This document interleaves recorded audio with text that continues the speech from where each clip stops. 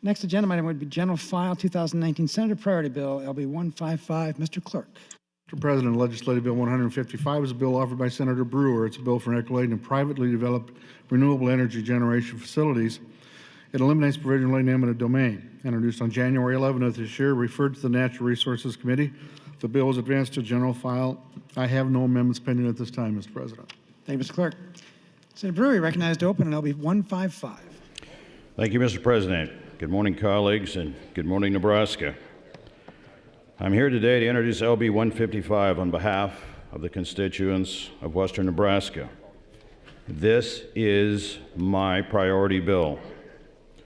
Next to property taxes, there's nothing that's more important to the people of my district than the ongoing adverse effects of industrial wind energy is having on the constituents of my district. This bill strikes a sentence out of Nebraska law, so we all have the same understanding. Please refer to page 4, lines 20 through 22 of your copy of the bill. Removing this sentence from Nebraska law is all this bill does. I've introduced 2 wind-related bills this session, just to make sure there's no confusion. This bill is not LB 373.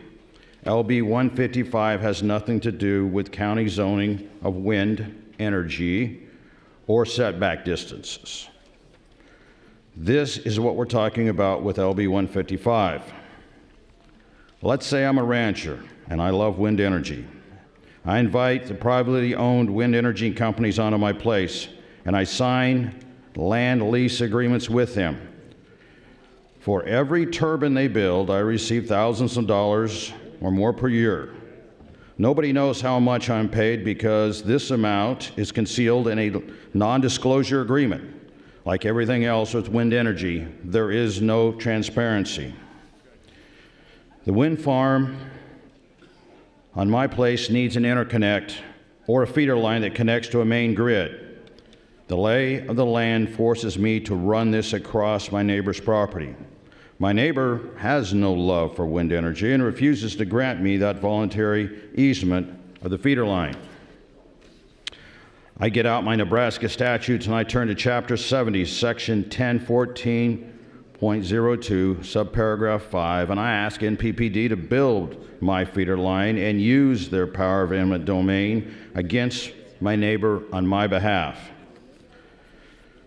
Private companies should not have the power normally reserved only for government to use against their neighbors so that they can make money. That's the bottom line of this bill, and it is wrong. Senators in this body right now can tell you about a fight that happened on this floor after deceptive tactics were used. I have the transcript of LB 824's floor debate. I will have it available if anyone should want to read it.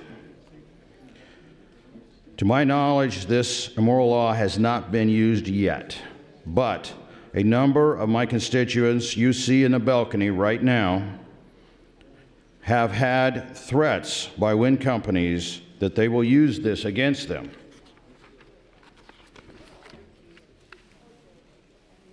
The private eminent domain power is a loaded gun in the room during every easement negotiation. Despite my strong opposition to wind energy, I would actually support the current law if the people trying to use it was the government. Let's say we were discussing the wind farm that NPPD owns near Ainsworth. They are a subdivision of state government. It would be entirely appropriate under the law for them to use the right of eminent domain for this facility. They're about to do the very same thing for hundreds of miles of impending disaster known as the R Project power line that they're trying to build through my district. As much as I don't like this power line, I don't think anyone in this body would support me if I was asking you to take away the power of eminent domain for the government.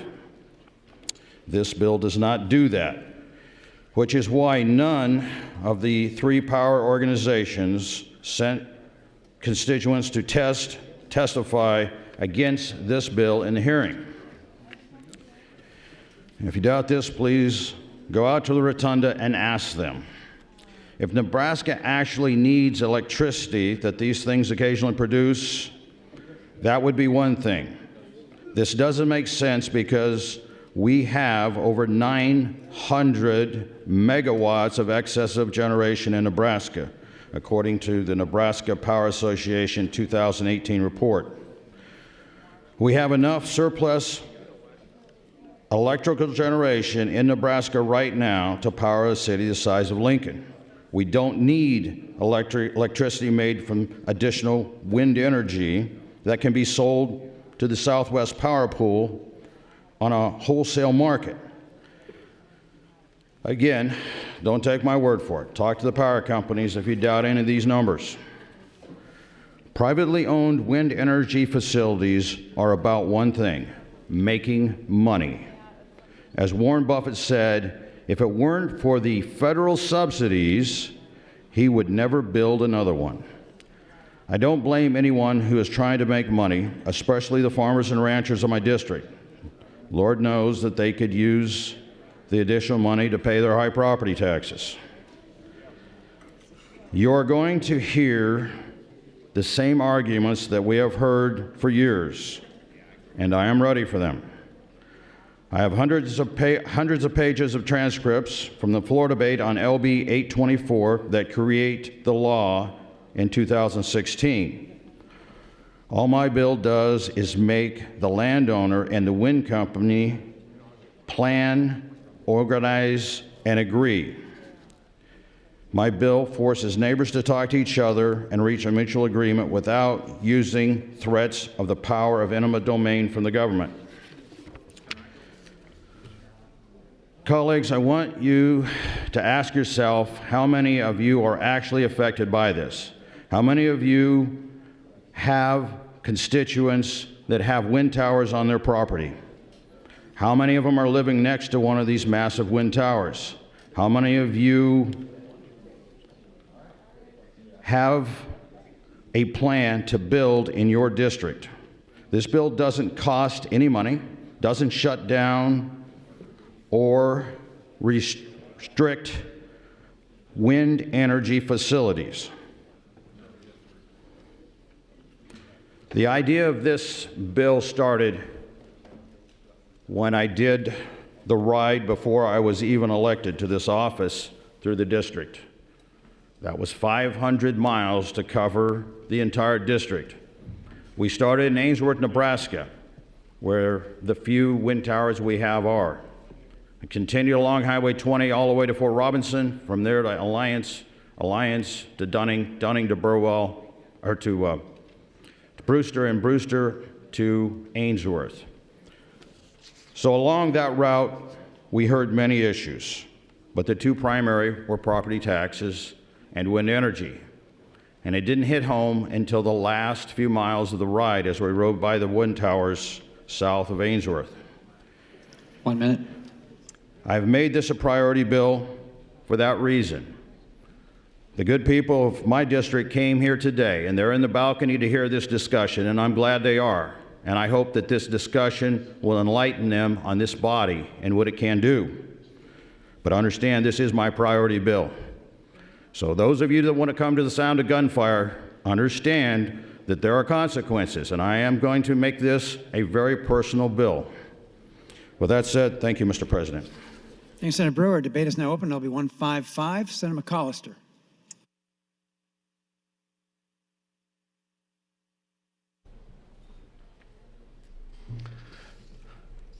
Thank you, Mr. President. Good morning, colleagues. I stand in opposition to LB 155. I was the author of LB 824, lo these many years ago, and have been recognized as the renewable energy person in the body.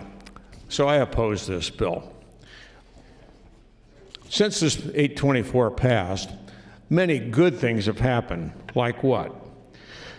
we have spent a total investment in wind energy since that time is about $2.5 billion, $2.5 billion. And it's a bit disingenuous for us to say we're concerned about property tax, but yet we want to outlaw wind energy in Nebraska. We want to give the message to developers that Nebraska is not open for renewable energy. The interesting thing about this is that this displaces the authority of counties. Counties have the authority to regulate wind energy in their respective areas. Just look at Lancaster County. You know, they just recently put a mile setback for wind turbines. Counties have the authority to regulate wind energy.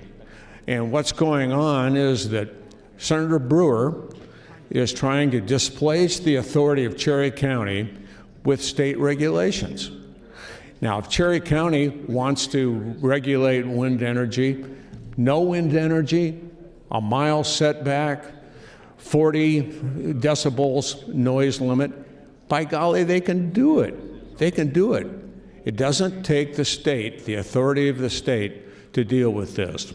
Now, we've had some good things happen in Nebraska as a result of wind energy. Local economy and activity, wages and spending. We're looking at almost $1 million in that kind of activity over since 2005. That's big money.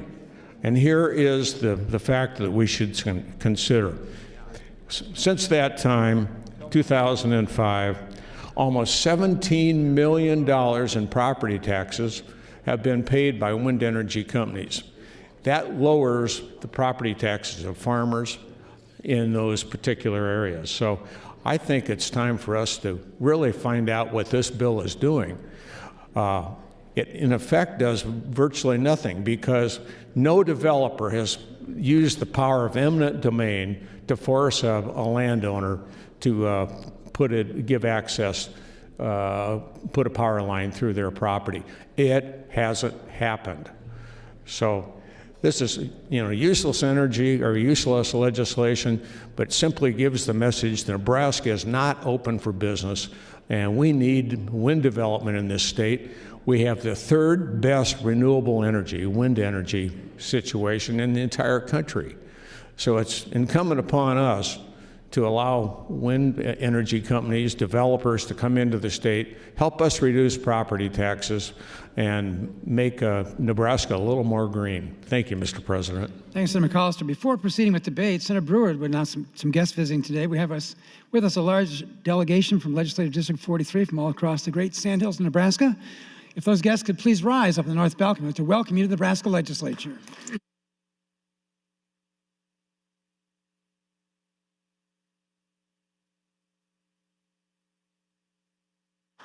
Thank you for visiting your legislature. Continuing debate, Senator Stinner. Thank you, Mr. President. Members of the legislature, I'm asking for your attention. I'm interrupting the proceedings here just to bring to everybody's attention that we actually have in your possession, or should have in your possession, the Appropriations Committee preliminary budget. We wanted to get that out before Thursday.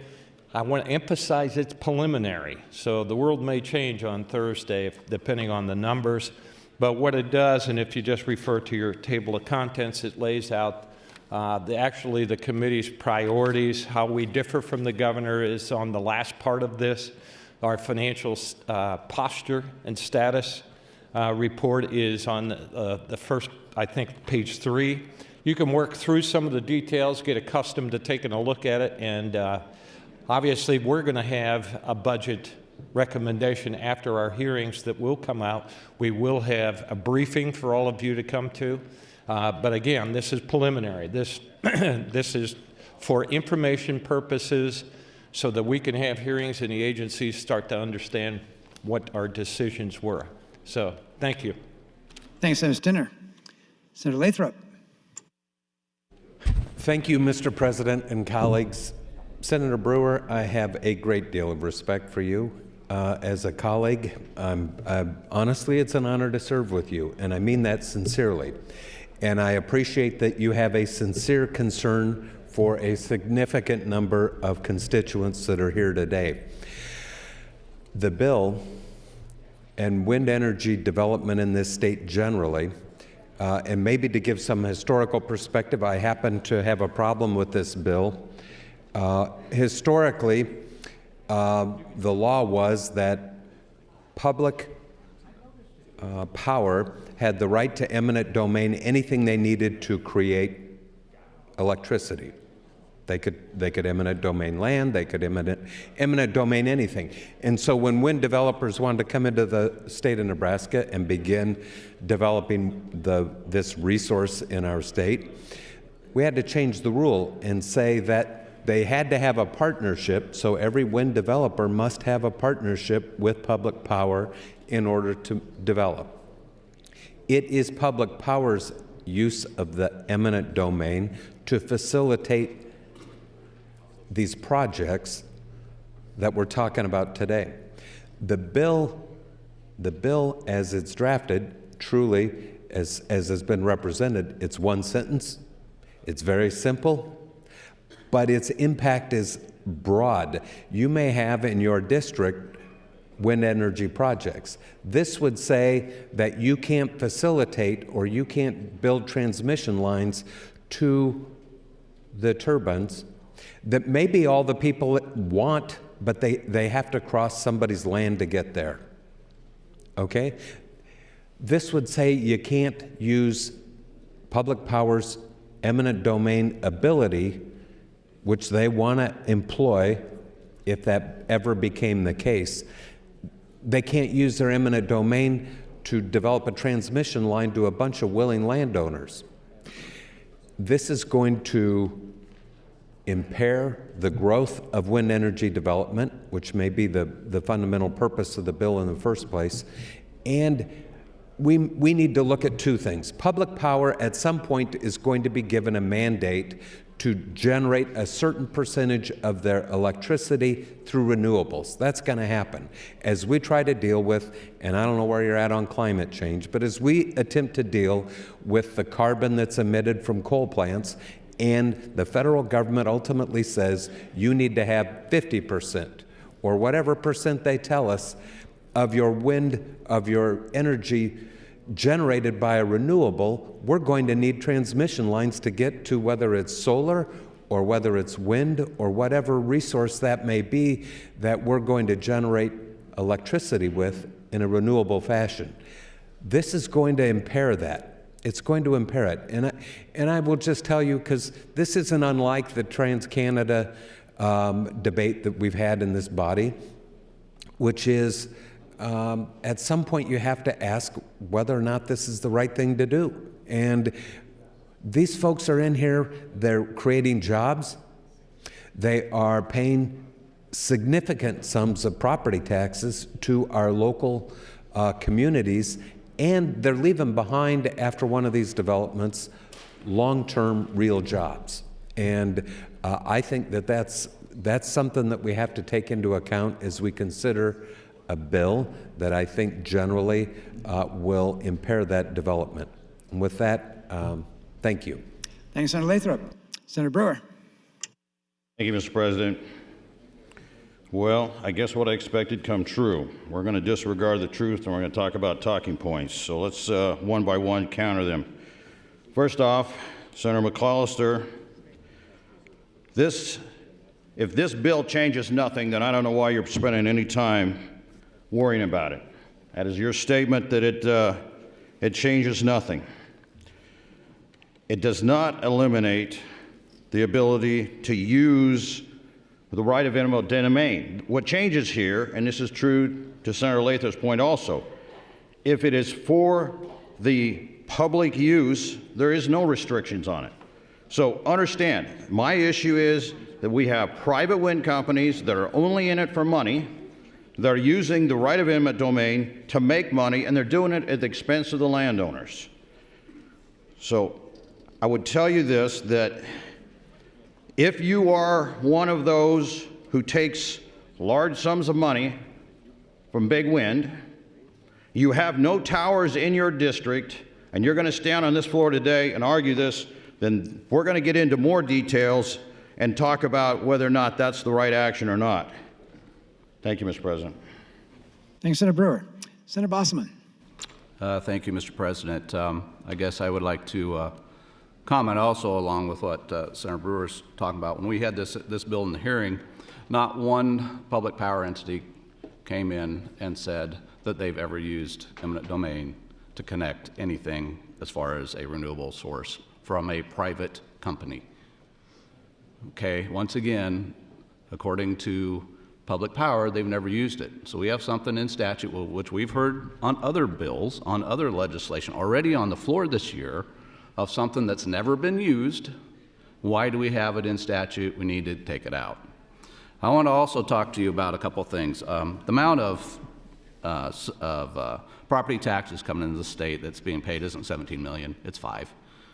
Go do the math. It's out there. I'll find the document. I will prove that to you. I will show that to you. What's being stated and what's actual is two different things.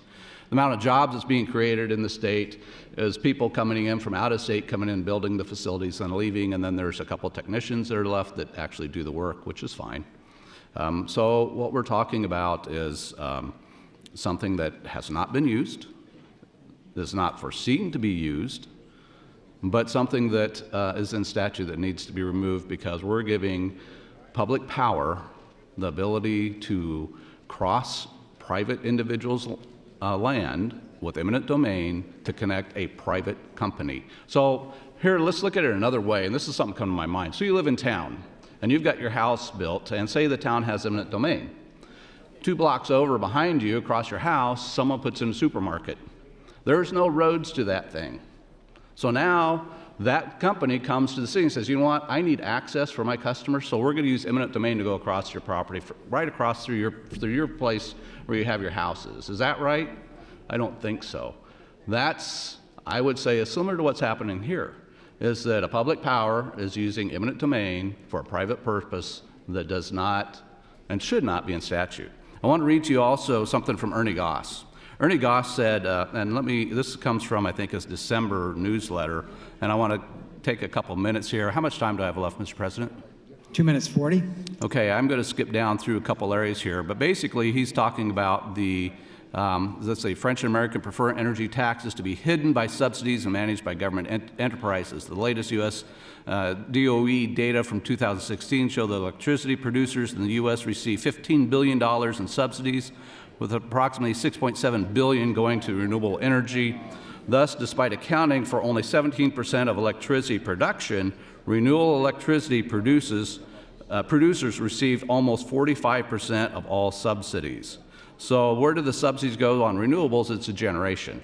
Where does it go for the others? It goes to help them with infrastructure or with, I believe it's with other non-generation costs. Also, I want to go further into this and more specific where Ernie Goss talks about that this cost, the higher cost of electricity due in part to the contraction of cheaper conventional and opening of more expensive renewable has been differentially borne by low-income Americans. So our lowest income people, in fact, if you go back to the board of directors in minutes for OPPD, they've raised their rates on their ratepayers because of wind energy. The cost has gone up. In 2016, U.S. income earners in the lowest 20% paid 34.2% of their income for utilities and fuel, while the top 20% of the U.S. income earners spent only 2.8% of their income on utilities and fuel. Similarly, between 2013 and 16, the share of income spent on utilities declined for higher income Americans, but expanded rapidly for the lowest 20%. This is Ernie Goss. Okay, so when we start talking about where the impacts are, once again, this bill does nothing other than removes the opportunity for public power to use eminent domain to go across a non-participating person's land. If you have participating people's land, there is no issue. It's done. Why do we need to have this in statute when public power says we don't use this? We haven't used this. They're basically saying they don't need it. They didn't come to the hearing. They didn't speak on it. Those who did come to the hearing were the investors. The lobbyists, the investors who invest into this and make money off this off the tax credits. Those are the ones who came and spoke against his bill. So once again, what we're looking at is a non-issue. Thank you, Mr. President. Thanks, Senator Bossman. Senator Quick. Thank you, Mr. President, and good morning, colleagues. I'm going to get up and talk a little bit about, I was the lone no vote on the committee to bring it out, and I wanted to talk a little bit about the reasons why. Of course, I've served on the Natural Resources Committee the last 2 years, and this will be my 3rd year on there. And I understand the passion of the people in the Sandhills. I mean, I appreciate their passion. And I appreciate Senator Brewer's passion. And I wanted to talk a little bit about how we got to this place as far as public power and renewable fuels, renewable energy. And over the years, and we've seen EPA regulations come out, it's happened for I worked in public power for 28 years, so you have the city of Grand Island. You know, they've done a good job of making all the upgrades to keep them within their EPA regulations. They also recognized that they had to invest in renewable fuels, renewable energy, to keep up with some of those regulations. So in order to do that, I think right now Grand Island is 50% renewables. So they have 90 megawatt of wind, they have 100 megawatt of coal, they have some natural gas as backup, they have about 100 megawatt of natural gas for backup, and then they also put in a megawatt of solar. So I think you've seen a lot of the public power work towards bringing in some of the renewables because they realize that at some point some of the coal-fired plants could be on the chopping block and have to be shut down. I can tell you as far as, I know Senator Brewer had said something about we have too much generation. Well, what I can tell you is that if you don't start building ahead of time, it takes several years, no matter what kind of generation you build, it takes several years to get all the permitting done and to, you know, bid it all out, get that plant built, whether it's a coal-fired plant, natural gas, or if it's a wind generation. It takes a while to get all those permits done and to get to the point where you want to make sure that you've got a replacement for that power that's going to be gone.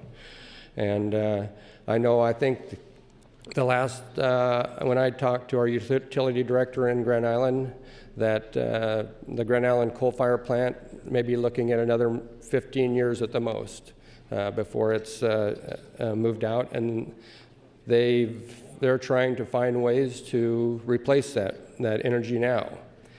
So, and I know with the eminent domain, I think what this kind of does is just slow the process down. It could result in some litigation, so that's kind of why I felt like I needed to vote no. I don't want to see added litigation if you're going to, you know, if a public power wants to add some renewables to replace some of the energy they're going to need to do. I don't think the added cost is going to help the ratepayers as well. So that's my reason for voting no. And thank you, Mr. President. Thanks, Senator Quick. Senator McAllister. Thank you, Mr. President. Good morning again, colleagues. Let's go back to 824 and talk about what that bill did. 824 leveled the playing field for renewable energy. Stranded assets and eminent domain issues were the issues that were retarding renewable energy growth in the state. So that bill made it possible for us to provide more renewable energy in the state. And as I mentioned, there's $2.5 billion to $3 billion worth of investment that's occurred in the state since that time. Senator Brewer's right, and I have a very high regard for this gentleman. Private renewable energy developers cannot use eminent domain in Nebraska, and they never have been able to. They cannot use eminent domain powers to force landowners to sign any agreements. But the symbolism of LB 155 is clear. The message and the symbolism in that passage would send to renewable energy generation industry in Nebraska that Nebraska is not open for business.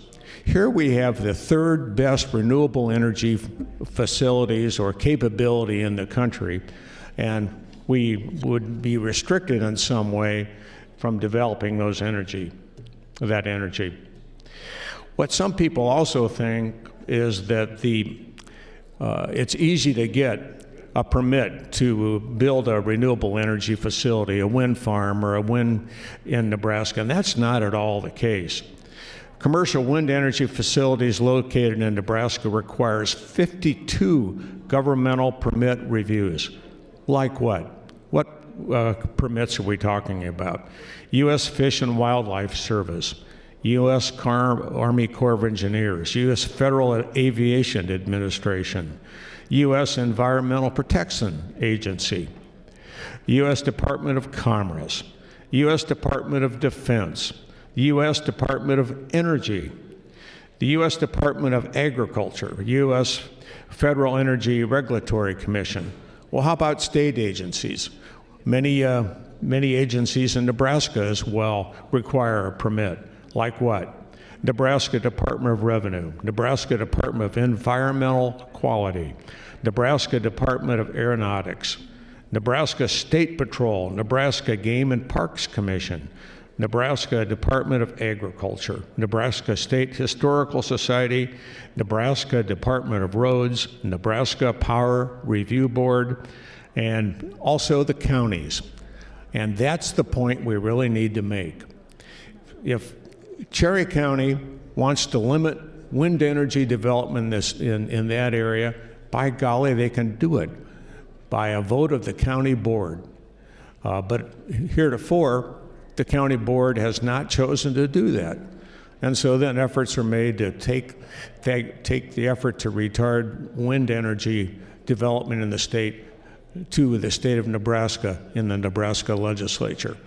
So, it'd be better for those folks opposed to wind energy to work on the counties. And as I mentioned before, Lancaster County is a good example of a county that has taken wind development and has limited it to some extent. I understand that that's going to be reviewed again by the county. But it's up to the counties, I think, to deal with this kind of regulation rather than the state legislature. Thank you, Mr. President. Thanks, Mr. McAllister. Mr. Clerk, you're recognized for announcements and items. Thank you, Mr. President. Banking Committee will have an executive session at 10 o'clock this morning, room 2022. Banking at 10 o'clock. Mr. President, the bill read on final reading this morning was presented to the Governor at 9:15 a.m. Banking Committee reports LB 603 to general file. Hearing notices from the Revenue and Natural Resources Committee.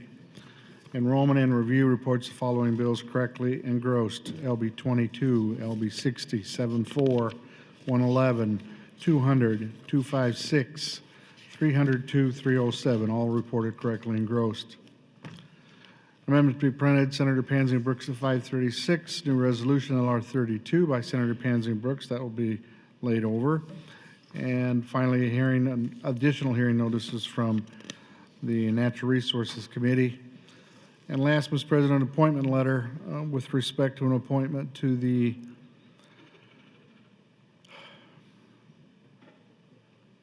Nebraska Stem Cell Research Advisory Committee. That will be referred to reference. Thank you. Thank you, Mr. Clerk. Senator Bossman announces some guests visiting today. We have with us 55 fourth graders from David City Elementary and Bellwood Elementary Schools. If those students up in the south balcony could please rise, I'd like to welcome you to the Nebraska Legislature.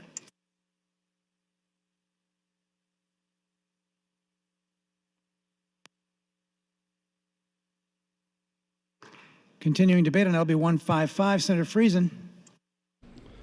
Thank you, Mr. President. I stand in support of LB 155. I was heavily involved in 824. And I'm going to lead you through the process of how the wind companies pick locations and how they work the process. So what they do is they go out ahead of time and they target absentee landlords, those living in Florida or Wyoming or somewhere else in this state. That they ones not living there. They target them, they approach them, they offer them good money to locate a wind tower. And so they go and pick off all those properties, and then they go to the people living there, and then their contracts have a very strict confidentiality clause. You can only tell your accountant, your lawyer, and your immediate family about those contracts. And so they go pick off these absentee landlord sites, they get them signed up, and then they go to the people that are living there, and then they tell them, well, we're going to have a wind tower here and here and here. We've got you surrounded, so you might as well put some on your property. And if you choose not to, you get to enjoy them, but you won't get any revenue from it. So there was a wind association formed somewhere up north, and I don't know if they've got a wind farm there or not, but what a group of landowners did was get together, and they formed a large pool of land, and they said, okay, the guy that the tower sits on, he gets this much money.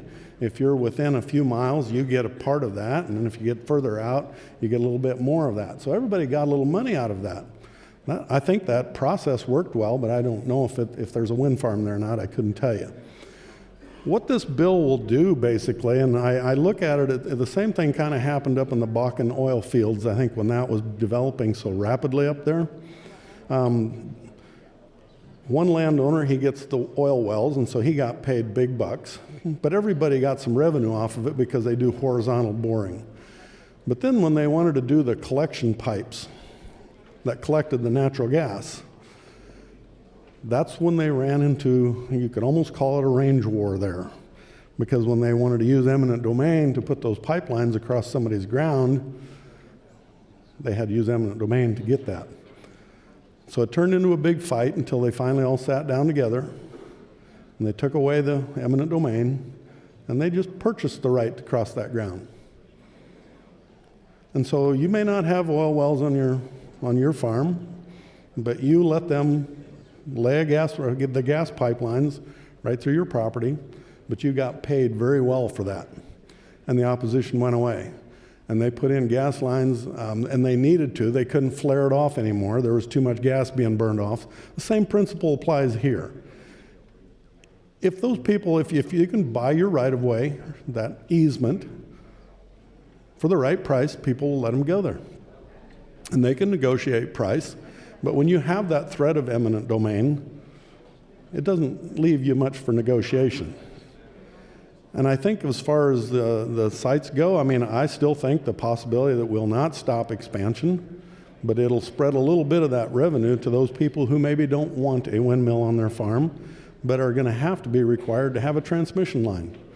This gets them some revenue that kind of, what I would say, levels the playing field between those who have the windmills and those who don't. Because the property tax relief, I agree with Senator Bosman, is not near as much as what everybody says it is, but it's okay. I got no problem with that. It's heavily subsidized. But if we're going to have a really honest, open debate about generation in this state, we would be thinking about building a nuclear power plant. Because in the end, that is going to be the most economical, the most clean, green way that we can reliably produce electricity.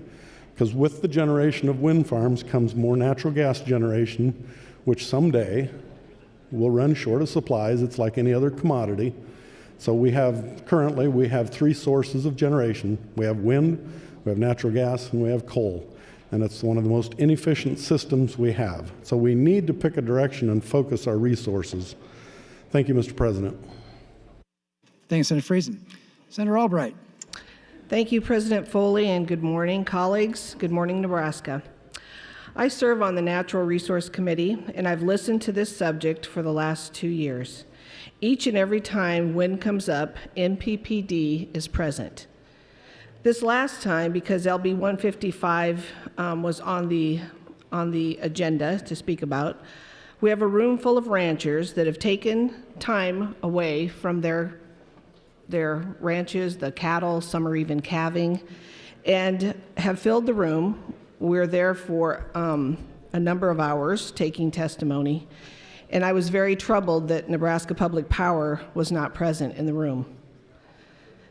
I don't think a lot of the folks here on this floor, the senators, realize that when wind energy goes through somebody's property that isn't willing to have the wind on their property, it leaves neighbors unhappy with neighbors.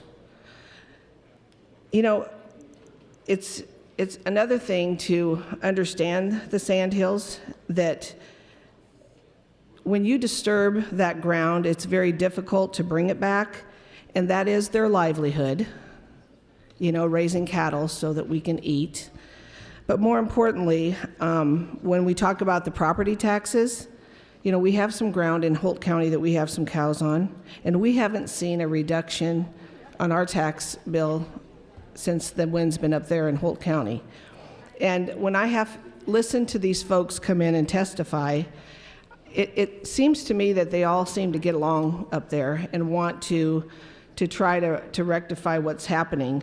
But if the R line is being built, because what MPPD explained to me 2 years ago is that back in 2012 there was a blackout area that when there's a drought, obviously there's problems with, you know, the farmers that need to irrigate are running their pivots all night long, and it was getting pretty serious. So I understood that that's why it was coming, but then I get into the Natural Resource Committee for 2 years and realize that it's obviously not just for a blackout, but for other reasons. And when public and private, if we own that energy that's going through, and every one of us in this room is paying for that line to go in, we need to be very conscious of why they're putting it where they're putting it.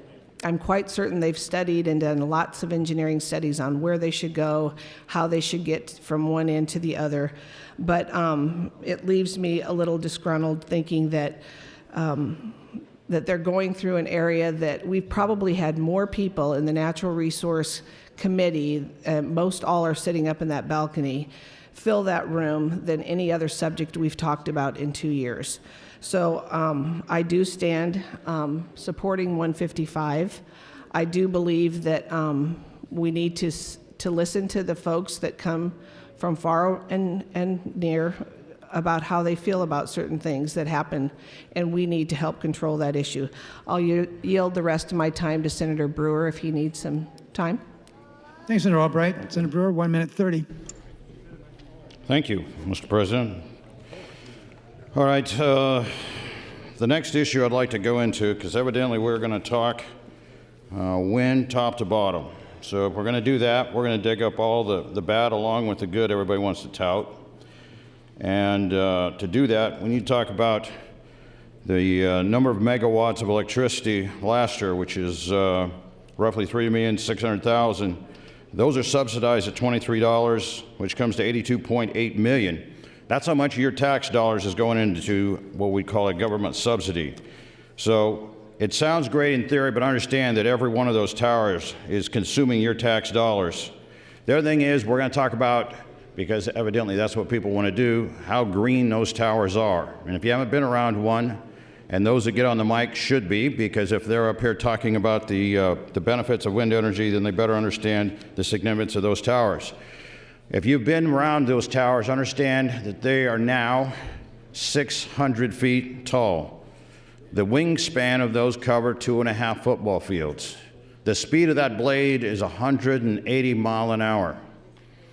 Now, if you disregard the amount of steel and carbon fiber and all of those green things that go into building them, and what it costs to transport them to all the locations, the destruction of the ground where they're put up, the amount of concrete that's poured, then let's start talking about the destruction that they do. Time, Senator.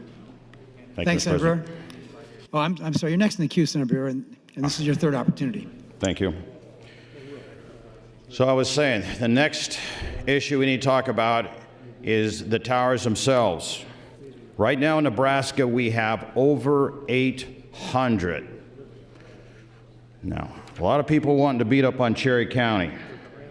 Let's take a look at those that are in the balcony right now. They come from Brownlee, Valentine, Thetford, Halsey, Brewster, Rose, Mullen, Seneca, Burwell, Wayne, Lincoln, Omaha, Kearney, Waverly, Cortland, Edgar, Nelson, and North Bend.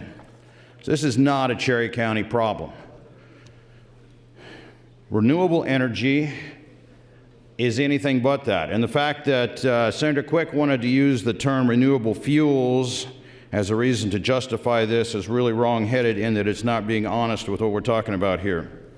And if Senator Quick was here, we'd ask him a question, but I will stand by for that at a future time.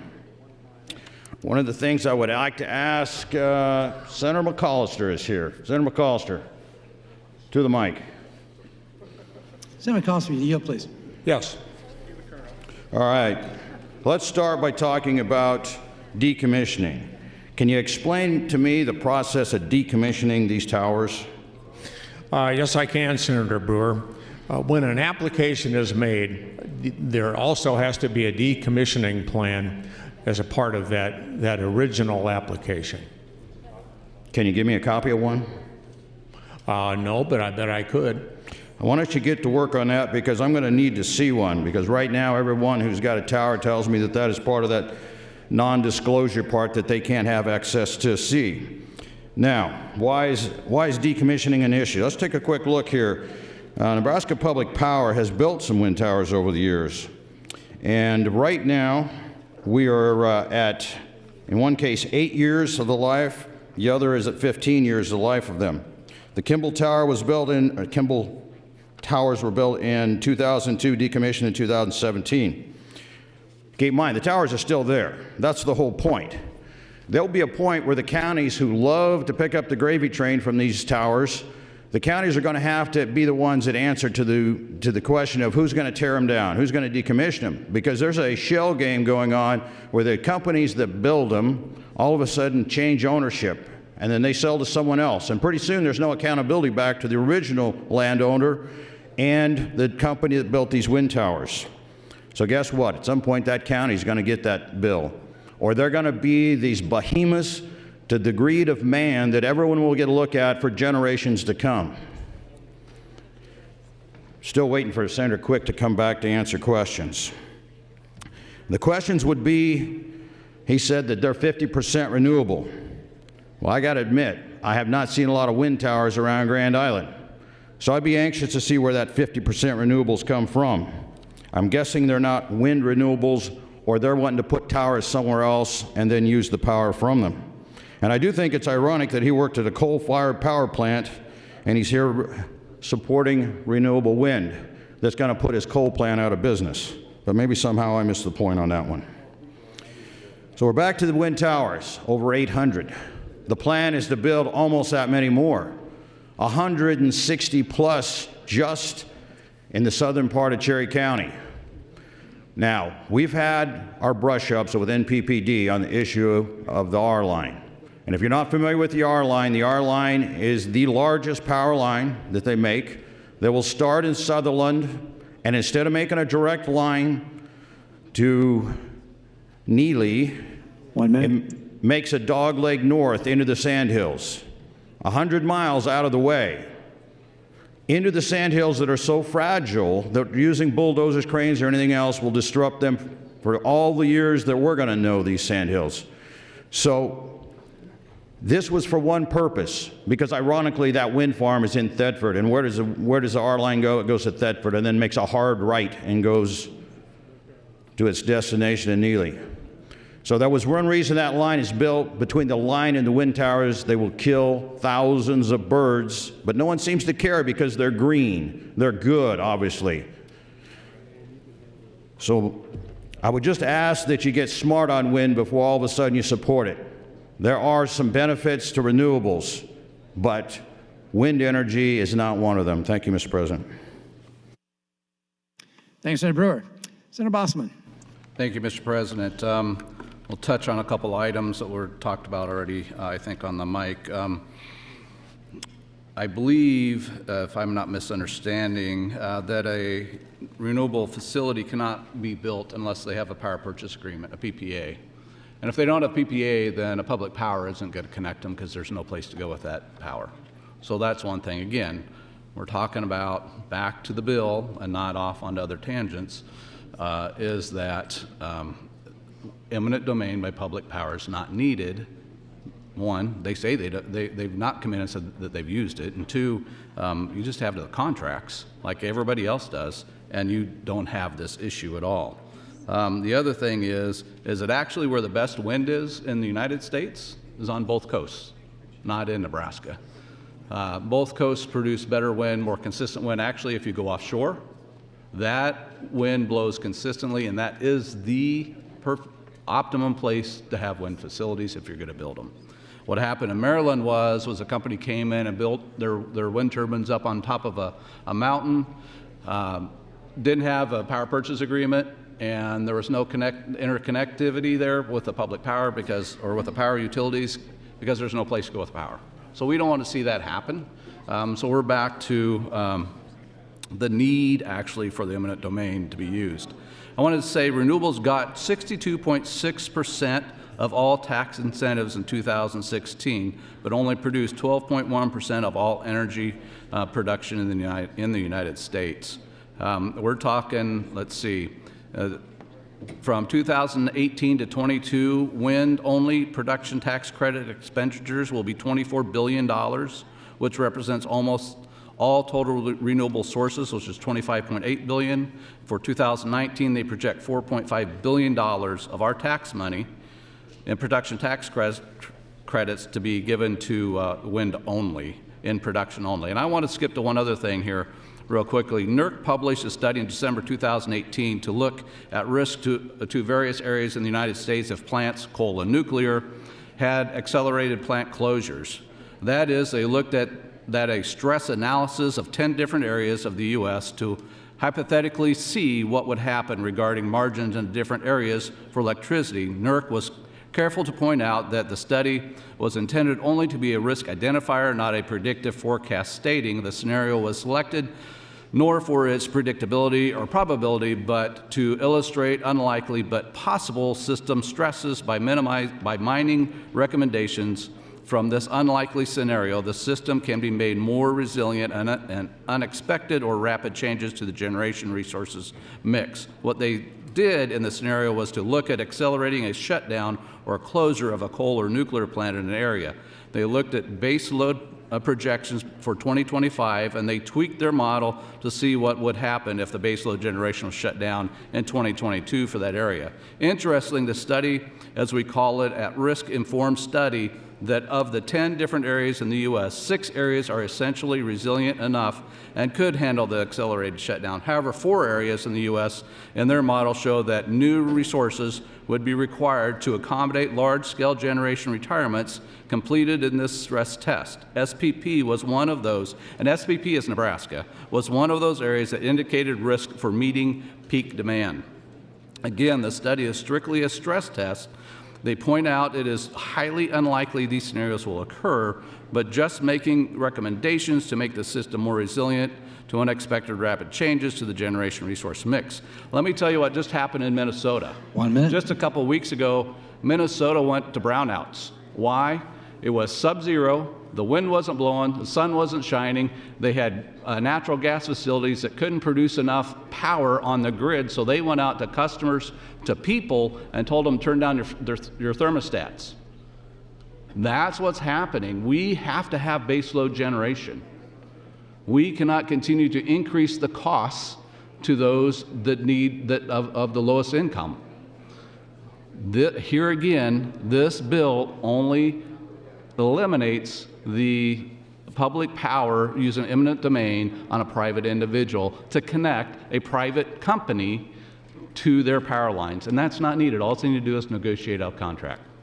So what we're hearing across the state is we have serious issues where renewables, baseload generation is shutting down, and we don't have enough power onto the grid to make up for the area when the renewable goes down, we don't have that power. We got to be able to provide it in another area. Thank you, Mr. President. Thanks, Senator Bosman. Senator Wayne announces some guests visiting today. We have with us 65 participants in the 3rd annual Black and Brown Legislative Day. These are folks from the Urban League Young Professionals Group. They're with us in the South Balcony. If those guests could please rise, I'd like to welcome you to the Nebraska Legislature.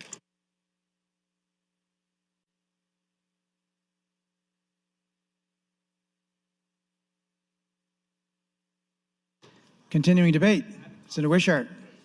Thank you, Mr. President. Colleagues, I rise today with some concerns about LB 155.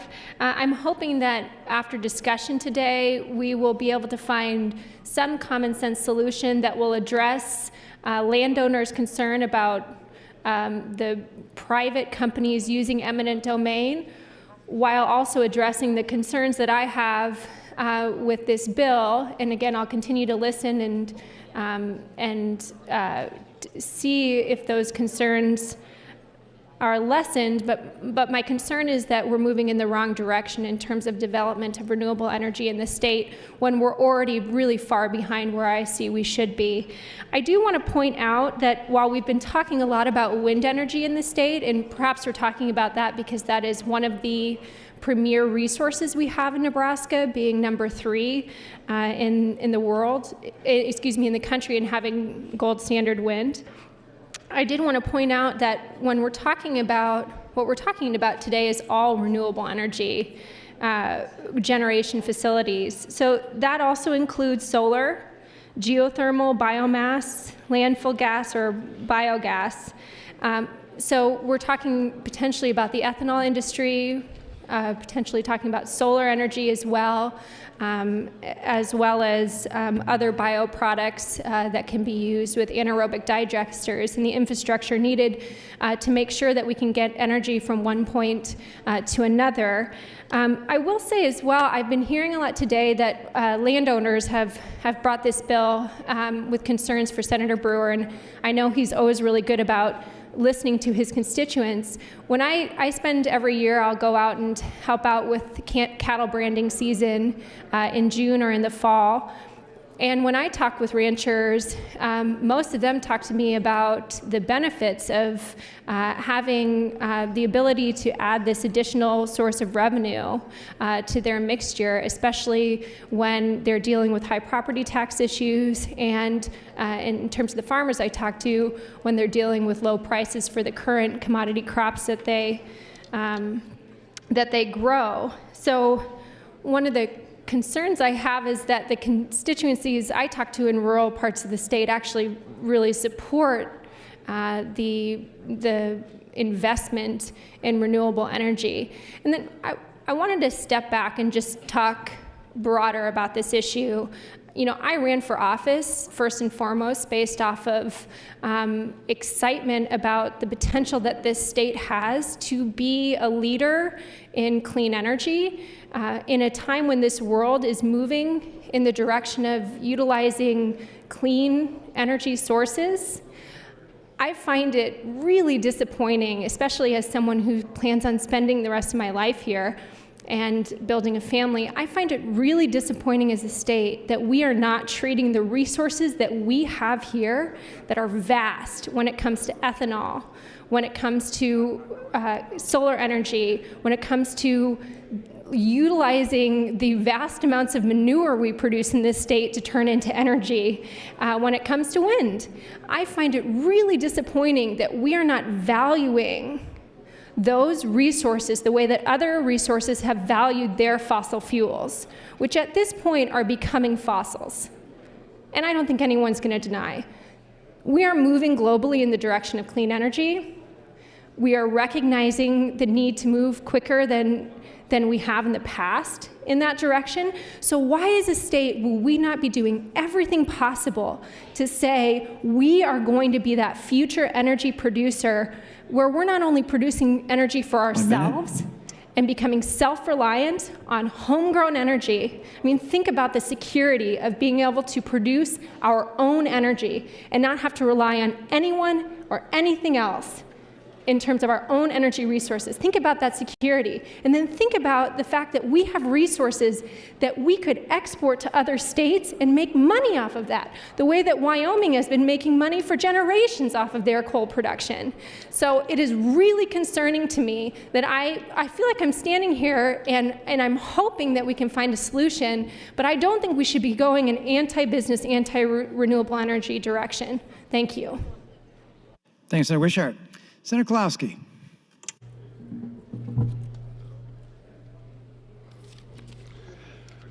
Thank you, Mr. Chairman. I stand opposed to this bill.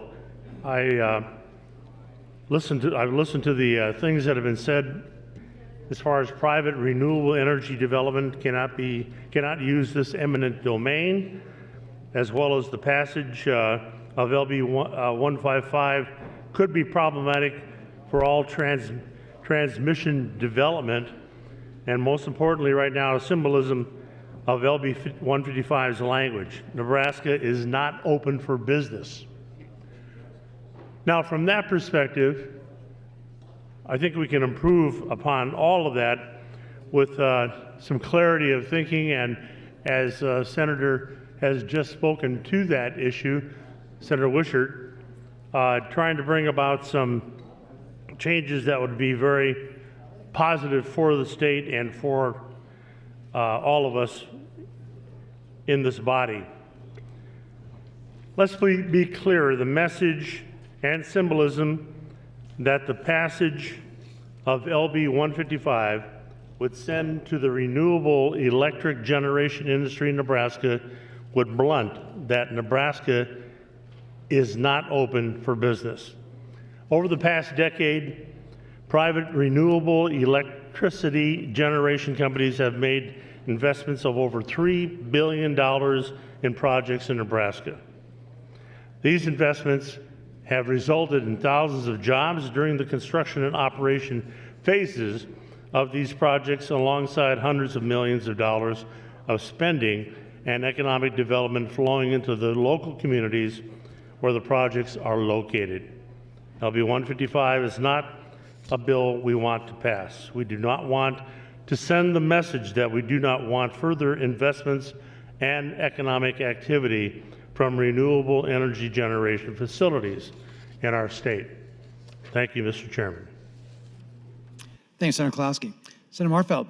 Thank you, Mr. President. Colleagues, I rise in opposition to LB 155 for many of the reasons that have already been discussed, and I won't reiterate. I think Senator Wishart brings up some good points in terms of the broad scope of this. It's not just dealing with wind energy, it's also dealing with biomasses and all kinds of other renewable energies that I think that we need to be promoting within the state. In addition, I think it sends the wrong message to the industry. I mean, we have an incredible natural resource that should be harnessed, should be promoted, and I don't think that this is necessary. While Senator Brewer has noted that this will not stop some of the major projects that are already happening in the state, I also don't want to get in the way of the ability for renewable energy to be promoted in different ways and to be utilized in different ways, particularly if there's actual private landowners and other folks that want to provide for this eminent domain to have access to these resources. So with that being said, I'm going to yield the rest of my time to Senator Wayne. Thanks, Senator Marfeld. Senator Wayne, 3 minutes 50. Okay, thank you, Mr. President. So as we continue to talk about this bill, I think it's an important conversation, but I think this body is missing a bigger issue that we as a body continue to have to deal with: public power in general. We have not had a broad conversation about what we're going to do with public power. MPPD has a stranded asset of about $1.6 billion, $1.3 billion in a coal plant. And as we continue to move to more renewable, as Senator Lathrop stated, which I truly believe, that we need to come to a place where we demand 50, 60% of all of our energy become renewable. We haven't had a conversation in this body since the early 50s and 60s about true Nebraska public power. The fact of the matter is, the lights you see on here are not public power in the sense of you flick the light and it's the energy company down the street. We are a part of a greater pool called the Southwest Power Pool. And if we don't understand that basic and how that changed when our public power decided to enter into that marketplace, we're missing the bigger point. All of our energy goes on a free market, which is bought and sold and trade. What's produced here is controlled in Arkansas. They tell our power plants how much they should burn in coal and how much they should burn in nuclear power plant. Now, nuclear power plant, because it's harder to turn off and on, stays running the entire time. But coal, they do. And in fact, when I visited a windmill, Senator Brewer, the windmill stopped, but the wind was still going. And that was because the Southwest Power Pool told us to turn it off, that we were generating too much power. We don't control it anymore, but yet we have assets. Why does that bother me? Well, because Fort Calhoun was shut down just north of my district. And I have many people who live in my district who work there. We spent $500 million to get it back up and going, and then we decided to shut it down at a cost of roughly $2 billion over the next 25 years. And this body had no say in what we were doing. I implore the Natural Resource Committee to have an LR, and let's have a real conversation about public power and what it looks like going forward. Because I have yet to get an answer to this question, and it's real simple. Colleagues, if we are moving more and more to renewable, we are moving more and more to free wind, those kind of things that don't cost that much, then why is my electricity bill continue to go up every day and every month and every year? That is because of the stranded assets. So I'm going to continue to listen to this debate, but colleagues, we are missing a bigger point. We have to sit down and have the same debate that was in the 30s and 40s about public power and what does that look like. 1 minute. Is it at the local level? Is it at the governmental level or regional level? But until we have that conversation, sorry, Senator Brewer, this is just a Band-Aid. It's a Band-Aid to the bigger issue. We are third in the country in wind. And yes, we have to balance that with property rights in the sandhills. But why aren't we exploring more solar? Because we are fighting against the same system that demands that we still use coal, because they have an asset they have to run in order to produce money to keep our rates down. We got to think bigger. So I will ask the Committee on Natural Resources to take a deep dive over this summer, and let's have a real conversation in the next short session next year about public power and what we think it should look like for the state of Nebraska and the community we serve. Thank you, Mr. President. Thanks, Senator Wayne. Senator McCollum, you recognize. This is your third opportunity. Thank you, Mr. President, colleagues. Let's put some facts on the table, just to be clear what issues we're facing. And Senator Wayne, I appreciate your comments. We'll talk about rates in my discussion here. Currently, we have 788 installed turbines for a nameplate capacity of over 1,400 megawatts. And we've had 5,395 construction phase jobs created, and we've spent $306 million in construction phase wages paid. $557 million in construction phase local spending into the economy. $2.5 billion in investments, $17 million in real property taxes paid, $17 million in land lease payments. That's big money. That's property tax relief. But we ought to also talk about the process of development. As we've, I think, have learned, developers have no power of eminent domain. Only public utilities have the power of eminent domain. So a developer can't come in and force a landowner to develop wind energy, or secondly, to give an access or an easement across their property line. I would contend that 80 or 90% of these negotiations between landowners and developers are successful. And if they aren't, what generally happens is the development doesn't occur. They have to move that development someplace where they can get access to power, and it just doesn't occur. And we should also recognize that those easements come with money, and that's a continuing source of income for those landowners. So, you know, to say that this is a huge issue in terms of developers and landowners, I think it is an overstatement. No question about that. Most negotiations are successfully done. Let's talk just for a minute about decommissioning.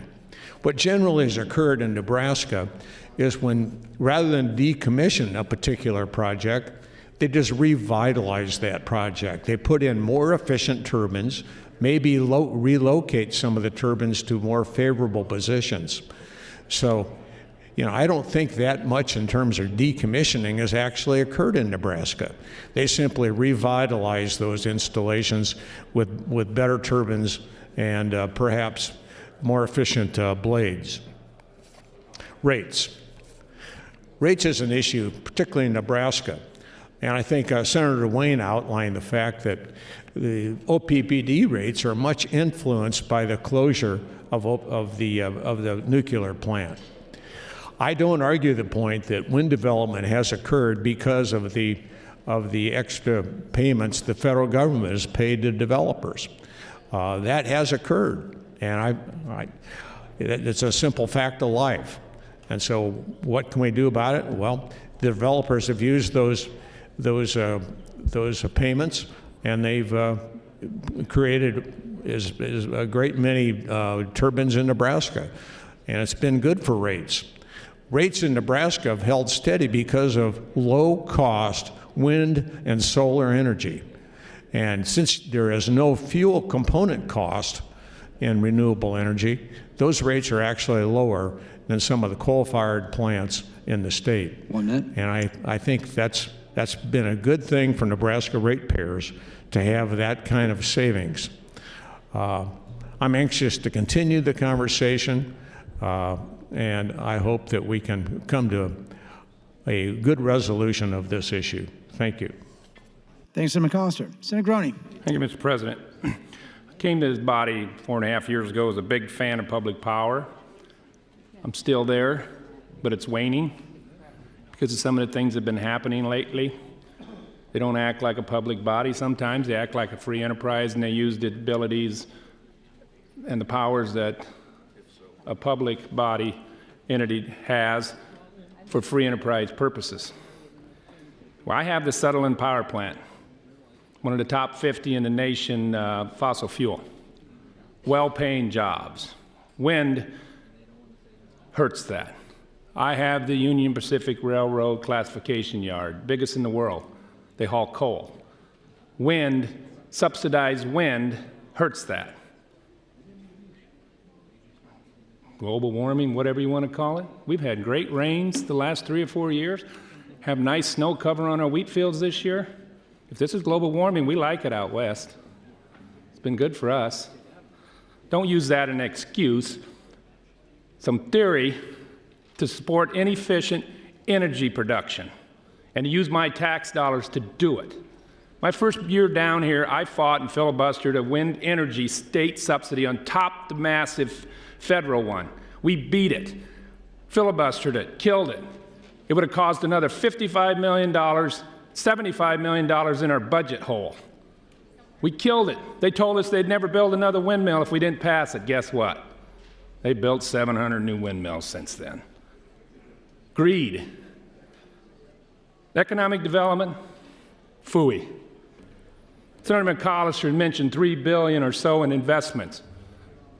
Guess where those windmills are manufactured? Not in the state of Nebraska. They're hauled in here on semis, set up, and for a farm boy, a old grain bin crew comes in from out of state, erects them and leaves. I don't even know if they pay income tax, state income taxes here for when they're here a couple of months to put those windmills up when they go back to Iowa or wherever. There are no jobs. They hire a couple of laborers once in a while locally to help out, but the crews are skilled and they come in. When they leave, minimal to no jobs. A couple of jobs. In fact, the windmills up at Atkinson, which is owned by the NPPD, they're run out of North Platte by modern technology. There's nobody up there running switches and turning them on and off. There's no jobs. This is about fanatical green people. Coming here from where I live in the state, I just happened to think about it. Calm day, windmills wouldn't have been running. I didn't see any electric cars on the streets either. Guess what? They aren't four-wheel drive because it consumes too much energy. And in cold weather, the batteries don't last. With my gas-powered car, I'd have had the streets. All the green people would have their electric cars. I wouldn't have had a traffic jam. You live in a fantasy world with this green stuff. It works when in perfect conditions, otherwise you need my coal-fired plant running. And some of the reasons rates are going up, we can't run that plant efficiently anymore because of the forced wind. Senator Wayne, you want to bring a bill that and I'll help you, that says public power, Nebraska public power, 75% of all power has to be produced in the state of Nebraska. That's jobs. OPPD, they just released, they're going for 50% renewable energy. Not one single windmill stands in their territory, not one single windmill. They're doing it for rural Nebraska. 1 minute. We get them monstrosities all over the place. I go home every weekend since I've been here. Why? Because I love western Nebraska. I love the vistas. I love the sunshine.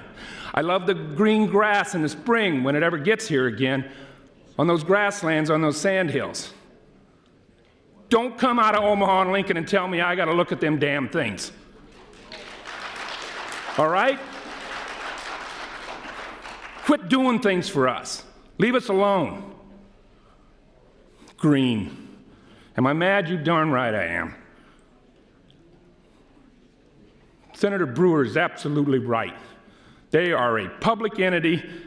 They get paid, OPPD, because they don't qualify for the Advantage Act of Public Power, and they shouldn't, made a deal with the wind farm up at O'Neill that they got $8 million kicked back to them. Yeah. Our income taxes were kicked back. Thank you, Senator Groene. Senator Geist. Thank you, Mr. President. I would like to yield my time to Senator Brewer. Thank you, Senator Geist. Senator Brewer, 5 minutes. Thank you, Senator Geist, and thank you, Senator Groene. All right. Well, there needs to be some understanding about some basic facts here. All right, so let's run down the list here. Those that have spoken against it: McAllister, Moorfield, Kowalski, Wishart, Quick. What's unique about all these names? Well, guess what? They got no windmills in their district. That's the first thing. So the other thing is when you come in here and you read a script that you just went and picked up out in the lobby, why would you do that? You do that because you're paid lock, stock, and barrel and owned by Big Wind. Let's take, for example, Senator McAllister. We take a financial disclosure report, $13,400. I'd come here and read the script too. So here's some basic facts we need to come to understanding here. If you live somewhere where we're going to put hundreds of those windmills, and it just happens to be the sand hills, again, the most fragile, beautiful area we have in Nebraska, and you're going to have literally hundreds and thousands of tons of concrete and steel being put up there, and then you're going to put those 160-some towers in a string and then connect them to a giant power line and then seem surprised because you're killing everything that flies that comes anywhere near it, and then you're going to look at that forever. So the one thing we do have in the sand hills, the ability to have tourism, now is gone. Because you can go to Iowa and look at windmills. And personally, if you like them that much, move to Iowa. This is a simple issue here. Are you going to give the power of an individual, the power of government to work against his neighbor? Now, they're adding all kinds of twists to this. They're trying to fluff it up. Now, since Senator Quick's back, I'll ask for him to yield for some questions. Senator Quick, would yield, please. Yes, I will. All right. When you spoke earlier, you talked about 50% of your power, I assume this is for your district, was from renewables or wind? Renewables. Renewables. How much of that is wind? 90 megawatt. Okay. And where does that come from? Do you have towers in your district? No, it comes from, I don't remember the two facilities. They bought into two different facilities somewhere in the So you're enjoying the benefits of wind energy, but you don't have the towers to look at. That's a yes or no question. Yes. All right, now let's run a couple more questions by you. And because you puzzled me when we talked about, you worked at the coal-fired plant in Grand Island, correct? Yes. And if we continue with renewables and your forecast with coal is true, won't that plant be in danger of closing simply because it'll no longer be needed? No, it'll be in danger of closing because of the lifespan of the plant. And the lifespan of the plant is? Well, they said 15 more years was probably and it was built in 1980. All right, and what we're looking at now is a lifespan of a wind tower. Do you have an idea of what that is? No, I don't.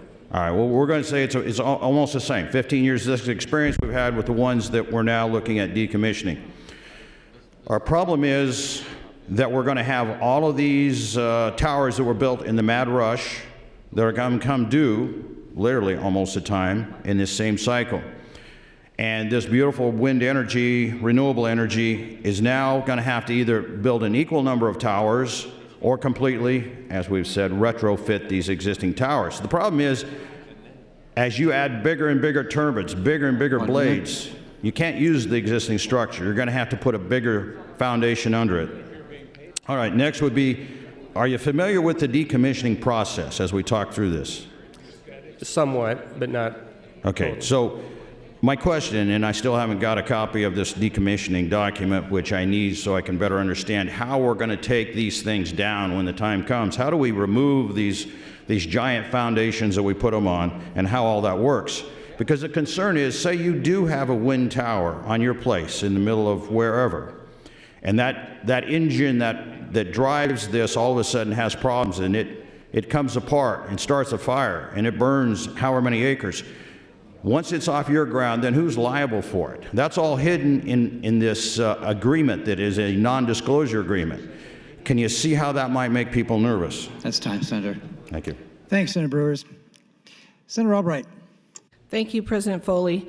I just stand again to let senators know that in the last couple of years I have certainly had many county commissioners in northeast Nebraska contact me to say, how can we protect our landowners? How can we, decide how much of a setback we need? How can we make certain that the decommissioning is within their contracts? How can we make this a fair and equitable transition for the landowners and the companies?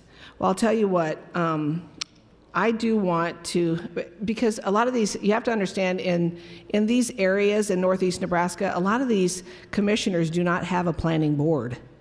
So they're starting from scratch, and I think we've scratched everything to allow wind energy to come in and do whatever they need to do, however they need to do it, to get the job done, and they're very good at what they do.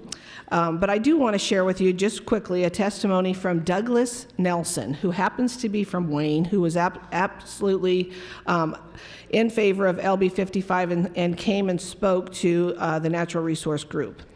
He said, folks, I'm in favor of 155, but let me tell you why. I first have to lay out the basis for my position that involves numbers. Please focus a minute and take note.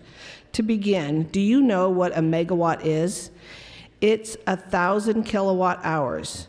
Next, do you know the general efficiency factor for commercial wind turbines? It's about 40%. So 1 megawatt hour, being 1,000 kilowatt hours, is reduced to 400 kilowatt hours using a 40% efficiency factor. Moving on, do you know the wholesale value of wind energy? It's about 1.5 cents per kilowatt hour. Now we can calculate the hourly production value of 1 megawatt of wind energy capacity. 400 kilowatt hours times 1.5 cents equals $6 an hour. Finally, what are the operating costs of per megawatt? Using generally accepted guidelines that fit IRS percentages and parameters, have calculated this to be $84 an hour. $6 an hour revenue will not offset $84 an hour operating expense without massive subsidies in the form of grants and tax credits. You would have to raise the wholesale price of electricity 14 times just to break even. The tax credits paid by you and me make up the difference. As I've just shown, the wind energy would not exist if not for tax credits. Taxes that are paid with tax credits are simply taxes that are not paid. This creates a tax vacuum that must be filled with taxes paid by remaining cash-paying taxpayers, thus increasing their legitimate tax liability. Therefore, a landowner is paying the taxes to cover the credits that allows the existence of private industry, an industry with unfounded economics which seeks eminent domain across this land, not for the benefit of public use, but for private gain. LB 155 addresses this problem and simply eliminates it.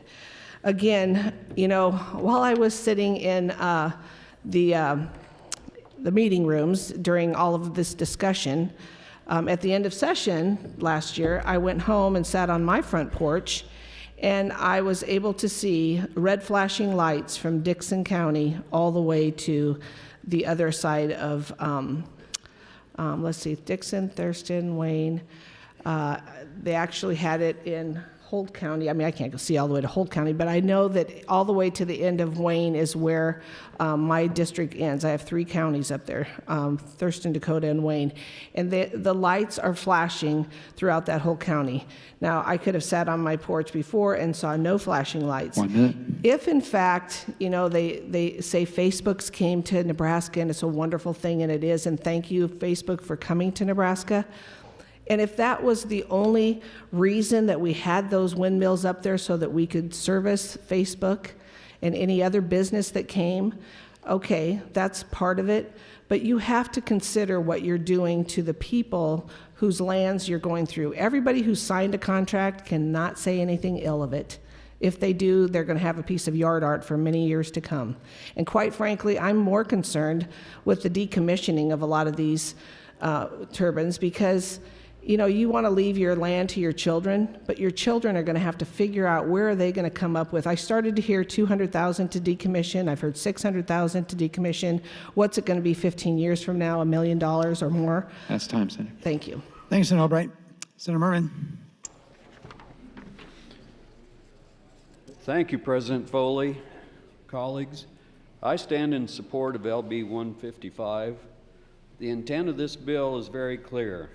As a legislature, we have to take a stand. We have to protect our constituents. I am especially thinking about my constituents today in Nuckolls County. LB 155 has the opportunity to protect the property of citizens, their livelihoods, and the aesthetics of the area. Windmills do lower the value of homes and property on which they are located. I know of a house in Nuckolls County. It's one of the nicer houses in the county, very aesthetic area. And they thought they had the house sold. It was about 2 years ago. But as soon as the prospective purchaser found out that windmills would be built in that area, they backed out.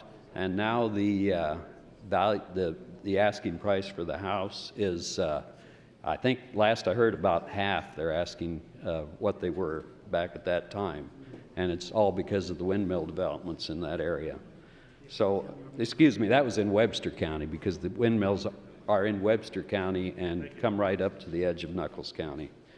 So they do definitely, in that area at least, lower the property values.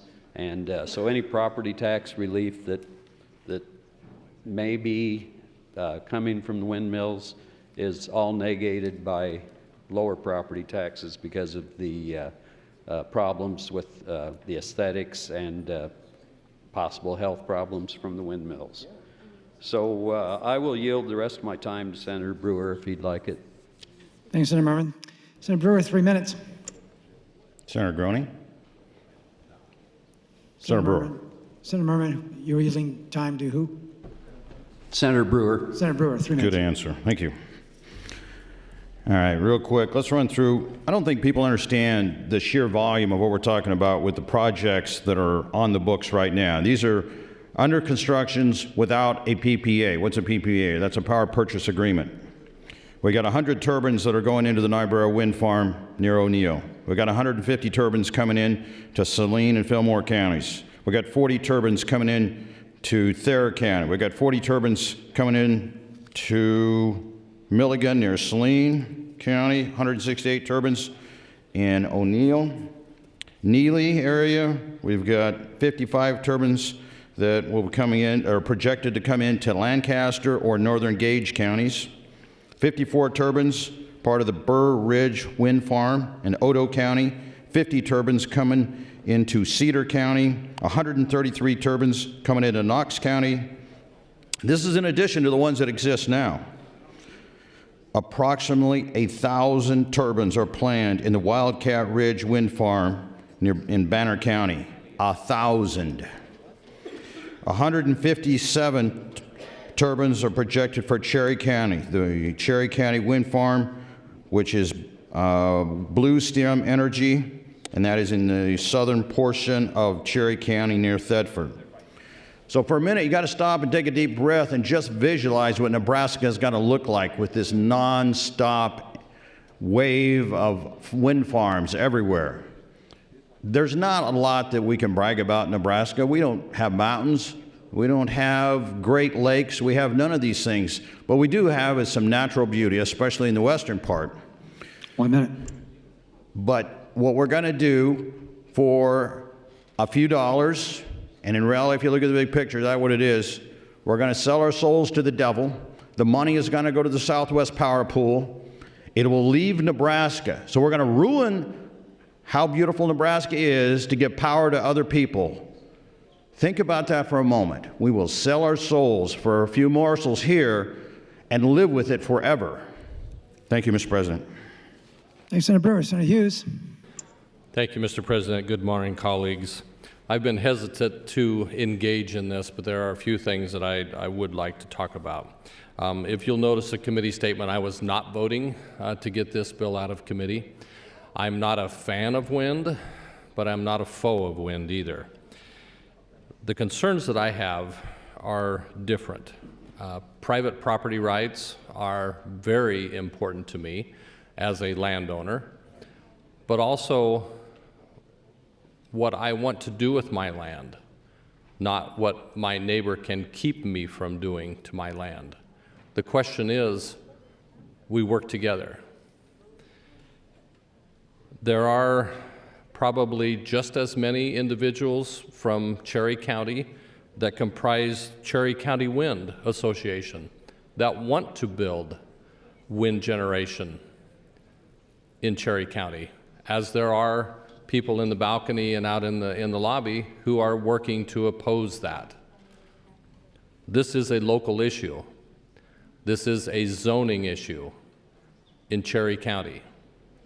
They have zoning. We as state government don't need to do the heavy-handed stuff of stepping in and taking away local control.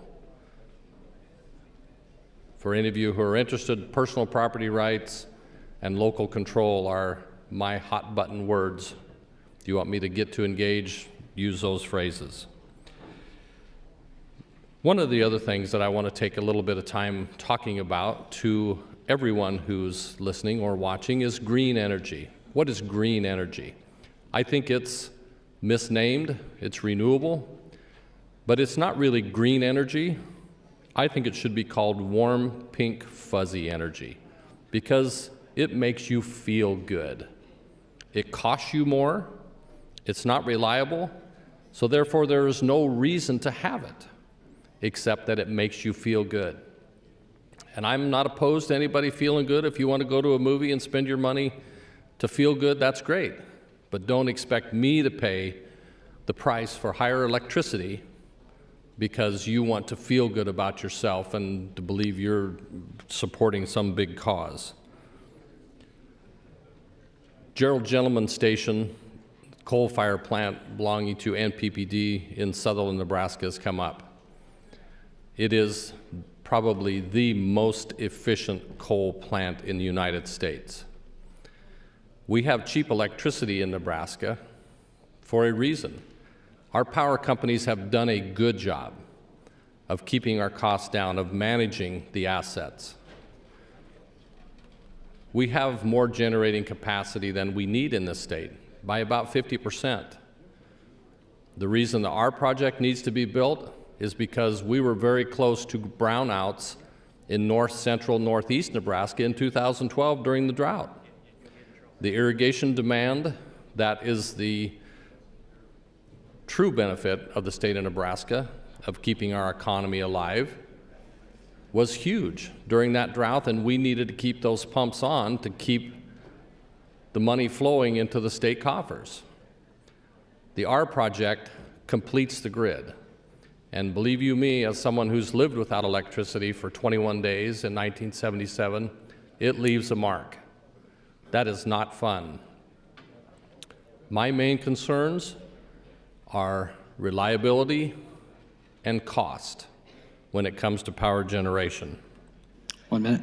Getting back to Gerald Gentleman Station, this last summer, they set records of production because the wind didn't blow and it got dark. For everybody who believes green energy is the way to go, what do you do when the wind doesn't blow and the sun goes down? When I confronted one of the wind lobbyists about Google and Facebook, says, how can they be 100% green when the wind doesn't blow and the sun goes down? Well, we use accounting. That was the answer. We use accounting. And I have no doubt about that they can show on paper that they're 100% green. But to the listening and watching public, let's think about that. There is no way you can be 100% green because the sun goes down and the wind does not blow all the time. We have a tremendous asset in this country. We have cut our greenhouse gas emissions to a minimum. That's time, Senator. Thank you, Mr. President. Thanks, Senator Hughes. Senators from across the state announced the following guests visiting today. We have with us 30 members of the Americans for Prosperity group.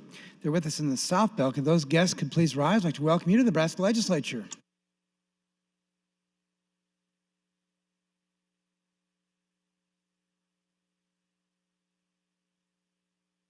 Continuing debate, Senator Graggart. Thank you, Mr. President. I also serve on the Natural Resources Committee, so I did vote this out of committee, and I believe I believe in it and I support it. And the reason I support it, I just want to go over some things, what this bill is and what it does. And to be frank with you, Senator Brewer, give us out some bullet statements here. I want to cover. Maybe they've already been covered. I'm sure they've been covered in a variety of different ways. There's a lot of good debate going on here.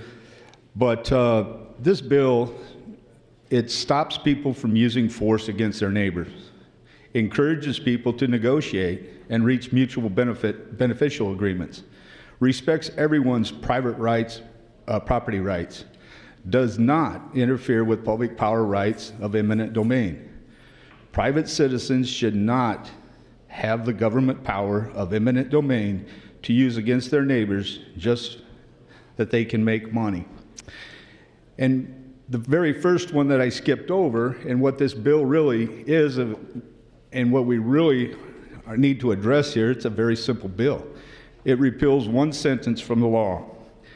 And we all heard that sentence, but it simply terminates the temptation of misrepresentation of this bill when trying to negotiate with landowners, which we have heard already from testimony, some have been threatened with eminent domain. This sentence, if we remove it, would just take that temptation away, even though eminent domain has never been used. So I just wanted to bring back what really this bill is all about. And the simple fact is it's that simple. It's just to repeal that one sentence. So I yield the rest of my time to Senator Brewer if he wants it.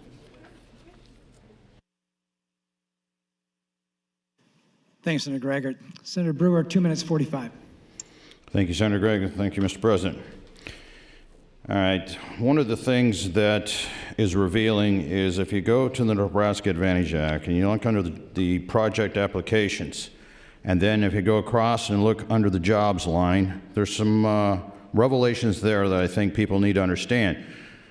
it's easy to come and speak the talking points. Let's look at some of the facts. So Prairie Breeze, 0 jobs. Broken Bow Wind, 0 jobs. Grand Prairie Wind, 0 jobs. So the comments that were made about them bringing their crews, constructing the towers, and then leaving are accurate. So let's not get too carried away with the amount of jobs that Big Wind produces. Sure, there has to be someone to monitor these towers. No one has said that.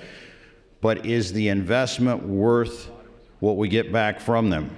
That's the ultimate question we're going to have to ask here. And just to belabor this point, because it needs to be, is we're not doing a bill that will forbid wind or add zoning. I have a bill to do that. 373 is ready to go. And trust me, it is one I want to bring, and it will address those. And that's your time to talk those issues there. This is about private property rights. Now, one of the things that I have prepared, and as soon as Senator Wishart gets to the mic for the next round, we'll talk about the destruction of those very birds that are part of this green project that wind has. And I think that when people understand the impact, understand the impact of these wind towers, not on just raptors and birds in general, but of actually taking a species and making them extinct to make money, the green part of this is going to seem less logical. So with that said, thank you, Mr. President. Thanks, Senator Brewer. Senator Slama. Thank you, Mr. President. I rise today in support of LB 155. I'd like to thank everybody from Western Nebraska for coming out today in the midst of calving season. I know that's a big sacrifice for you. I'd just like to reiterate that this bill does not interfere with public power's right of eminent domain. We've discussed clean energy pretty extensively today. I support renewable energy and public power. If this bill impacted public power or the R-Line project's goal of completing the grid in any significant way, we'd have heard as much from them in the committee hearing.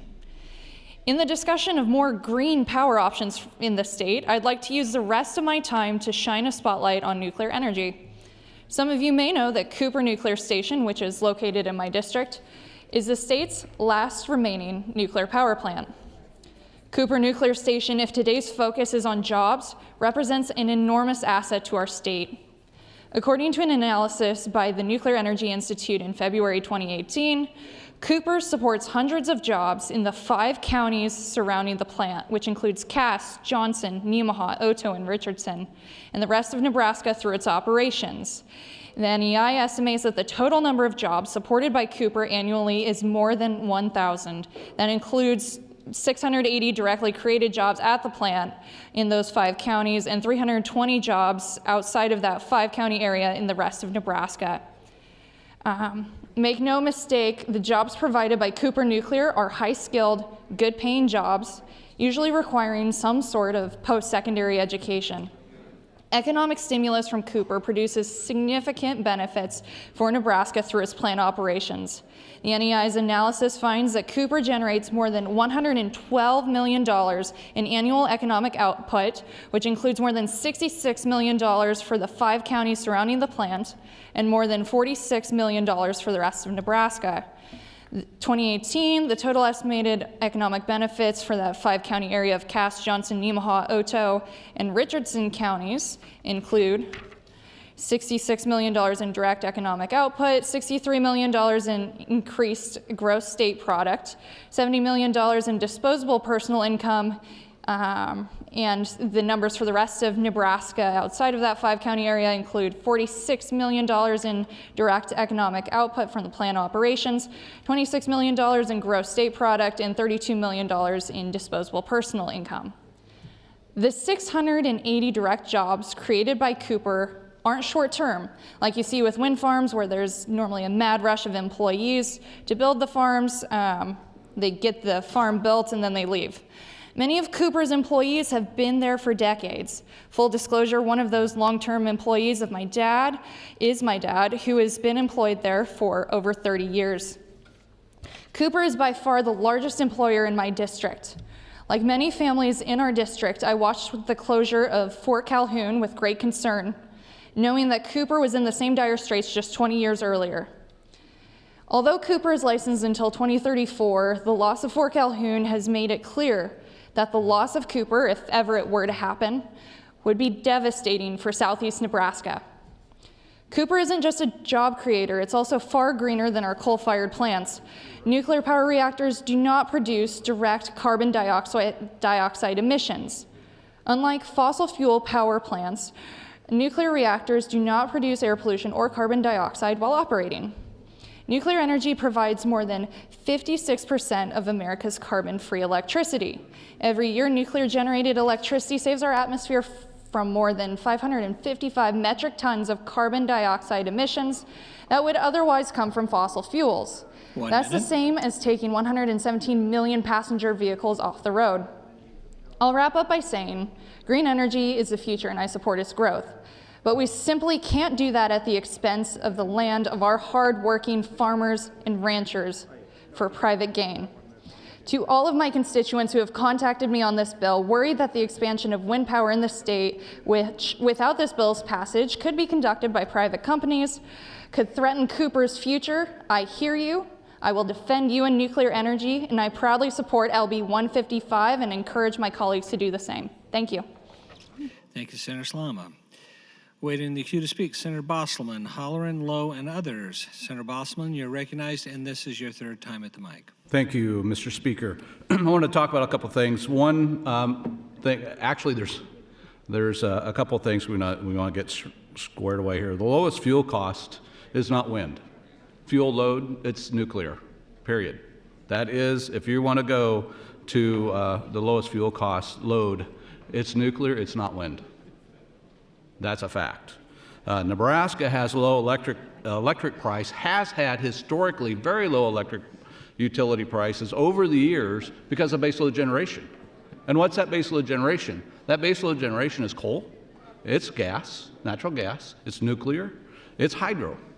Baseload, it's there every day. Right now, we're cycling coal plants up and down over areas over weekends. That's not good for those coal plants. That makes them inefficient. And we don't need to do that. We produce more power. We have produced more power than what this state needs.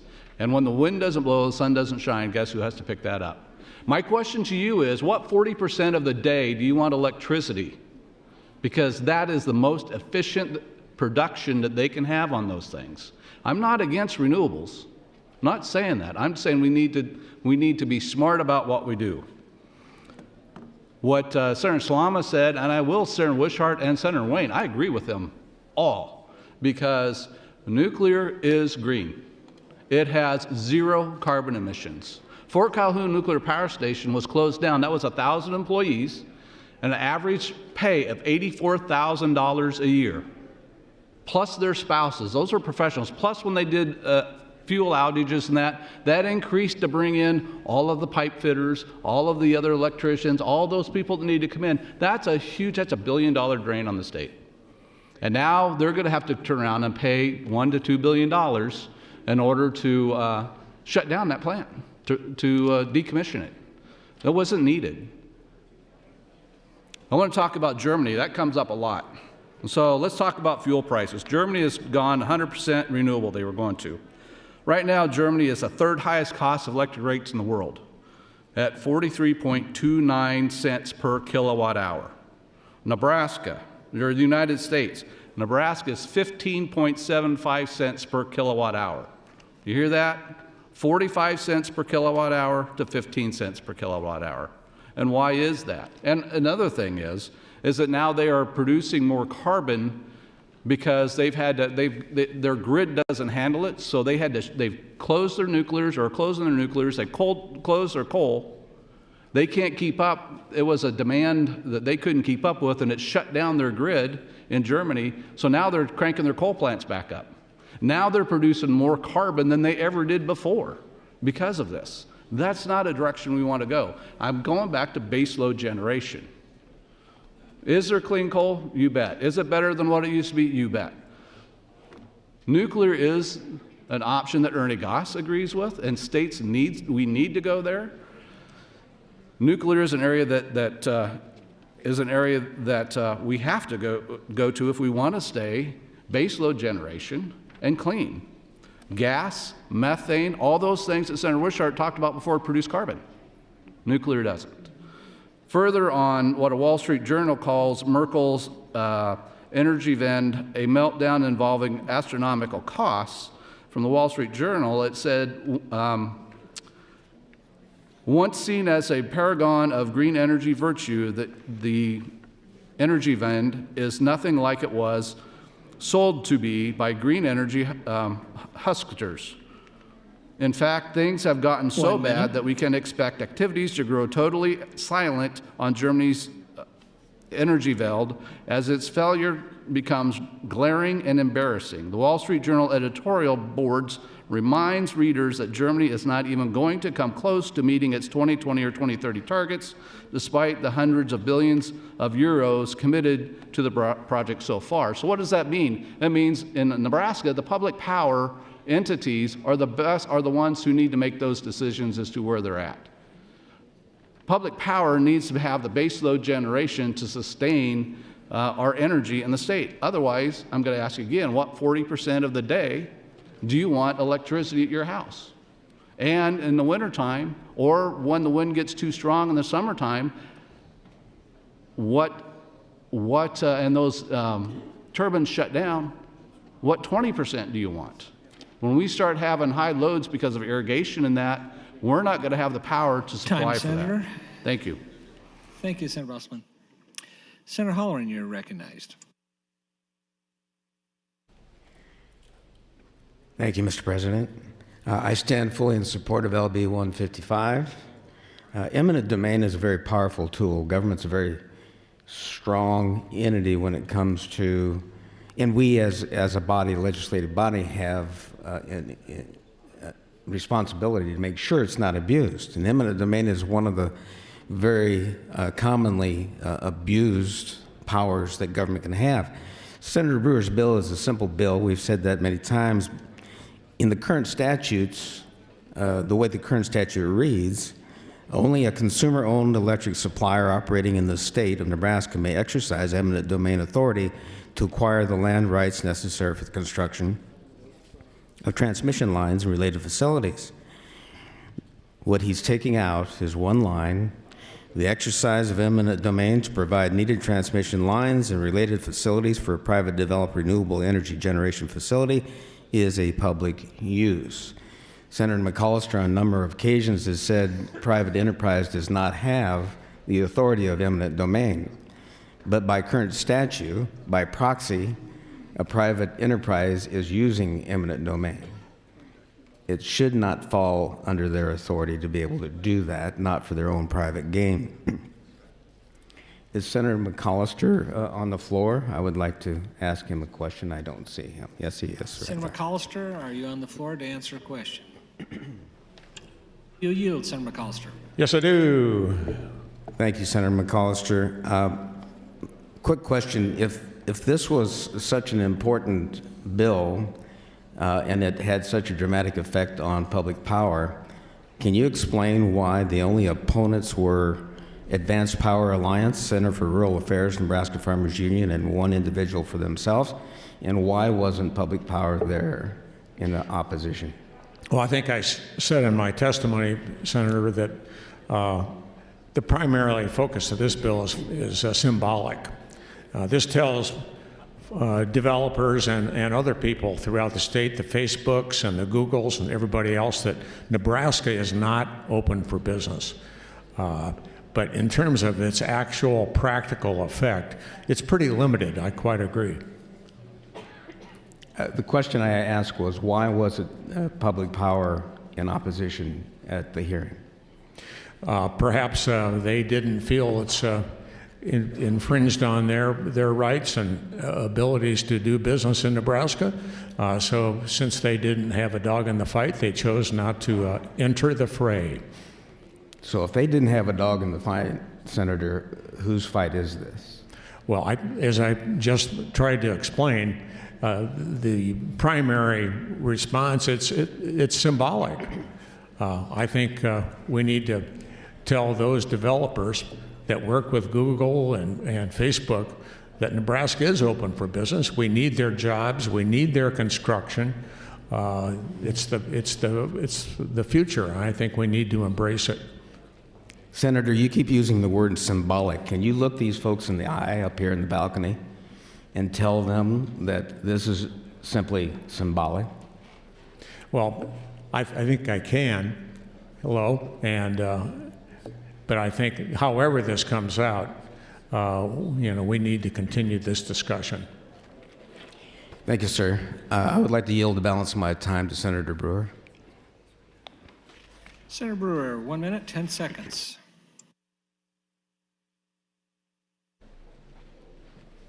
Yeah, thank you, Senator Holland. Thank you, Mr. President. One of the areas I haven't had a chance to talk about today is the issue that I'll be going to D.C. to talk to the Department of Interior about, and that's the endangerment of the whooping crane. It's part of this ongoing dialogue that we've had on the R line and the wind turbines that are coming into western Nebraska. The whooping crane numbers will result in the extinction of the whooping crane if we're allowed to continue on the path that they're projecting, the biologists are, if we build the R line. So again, the issue at hand isn't whether or not there's some benefit to wind energy. Is the cost too great?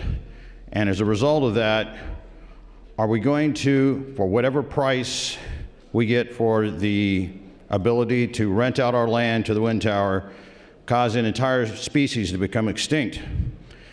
No one wants to talk about the consequences, only those things they see as positive. But I think the extinction... Senator. Thank you, Mr. President.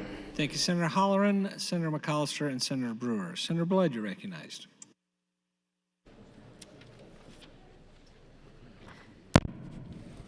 Thank you, Mr. President. Fellow senators, friends all, it's unfortunate that many have left the floor for the debate.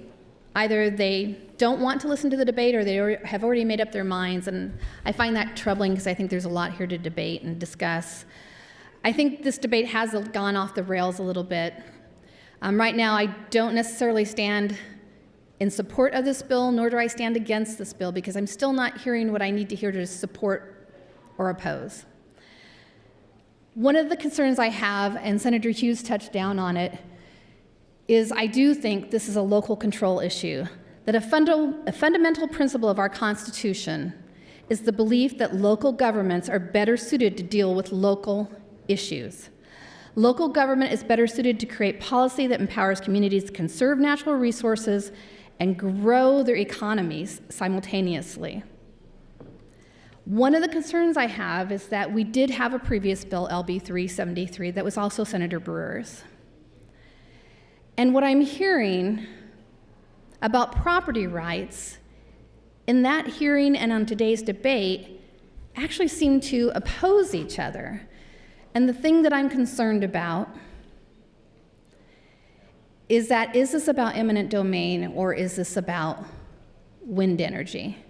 Because I do see us going down that path, and at the very beginning I was told that this is not an anti-wind energy bill.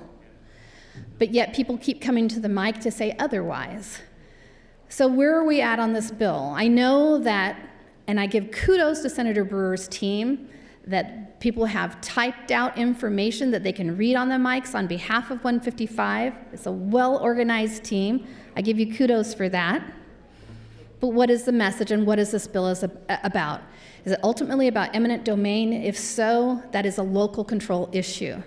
If it's about wind energy, are you eating the elephant and trying to have several small bills because we can't get a particular bill out of committee? Where are we going with this? So I'm going to continue to listen to this debate, but I do believe in local control.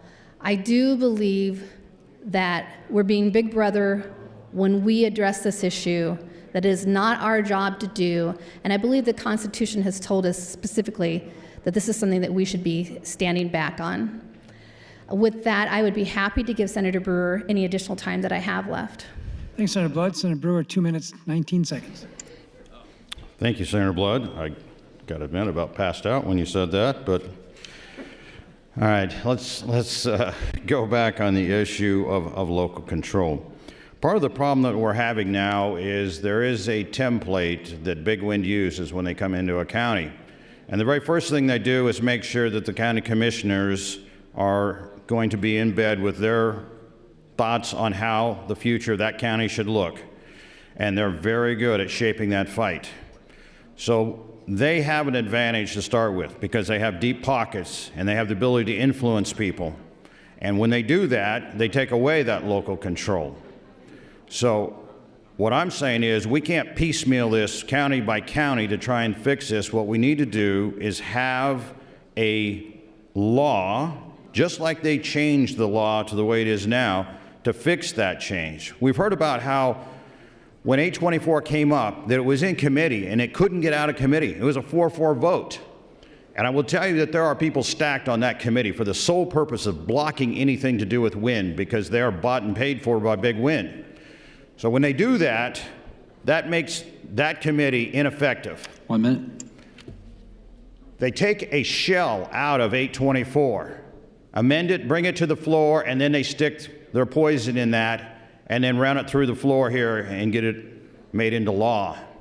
And that's the law we're living with right now. All I'm saying is let's go back and give the people the right to protect their property. Thank you, Mr. President.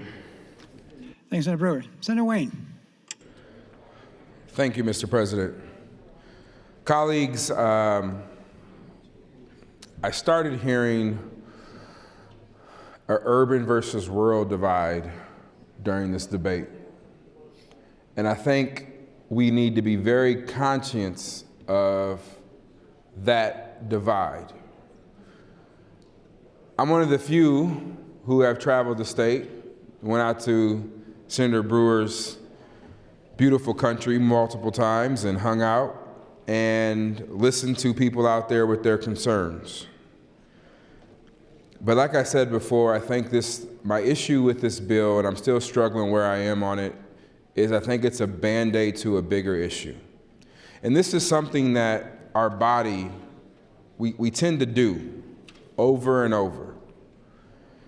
And I think this is a topic that is prime for our legislative council, that we have off session and that we can spend 2 or 3 days in Lincoln in September or August, and we take a deep dive into public power. We look at eminent domain. We look at transition. We look at generation. We might conclude that Nebraska needs to get out of generation altogether. We might conclude that we need to stay in. But I'm just not sure if I'm ready to jump off the ledge on this bill without having a broader conversation about what we're doing with Nebraska public power. So I would submit that rather than push a bill through, although I agree with Senator Brewer and his passion about many other things, I think it's time this year, whether it's property taxes, whether it's education funding, whether it's wind, that we start thinking big and broad. We stop picking and choosing winners and losers and a sliver here and a sliver there, but we think big and broad. And we have a tool in this body to do it. The committee process is great, but it's also flawed in the sense that there's 7 or 8 people on a committee, and the broader body doesn't have a conversation.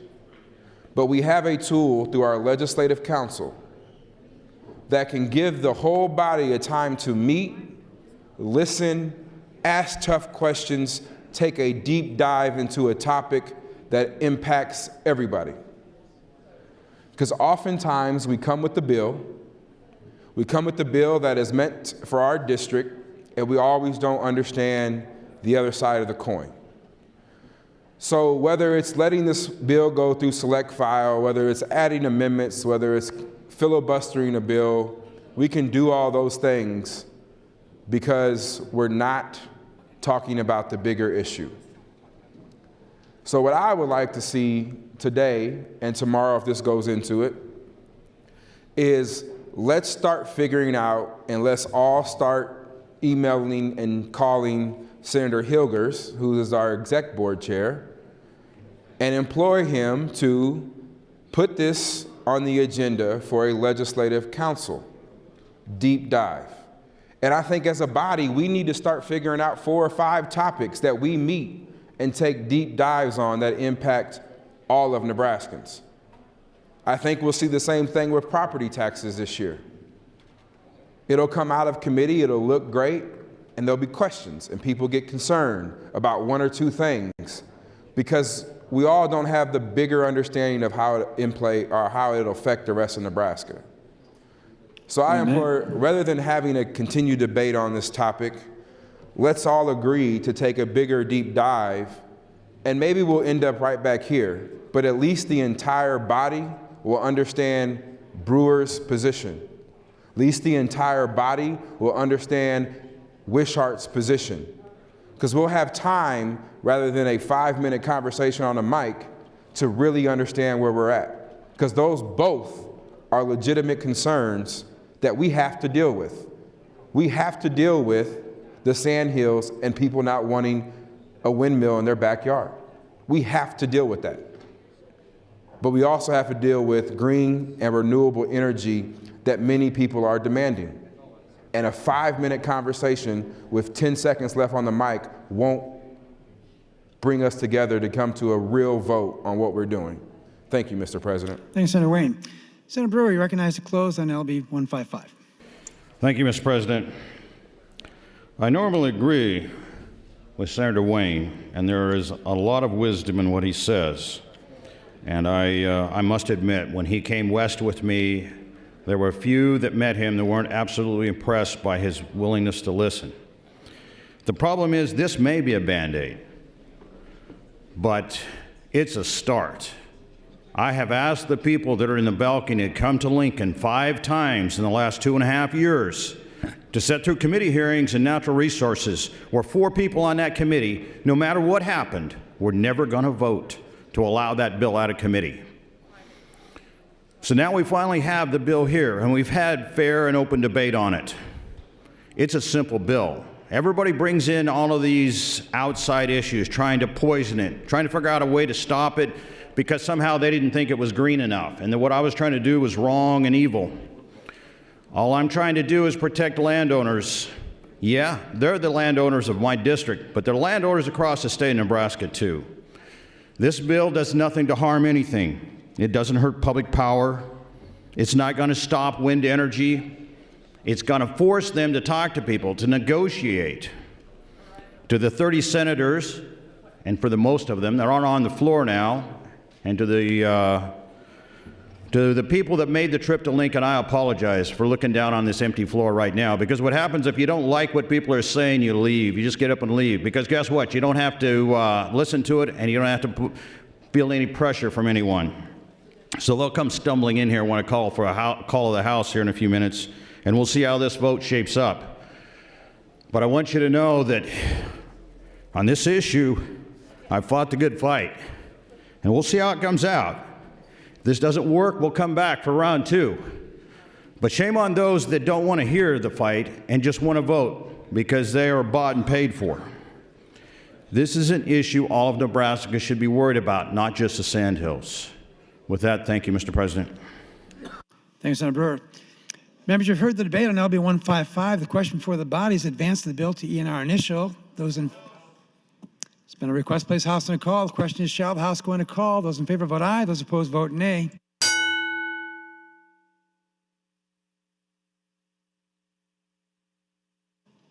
Record, please.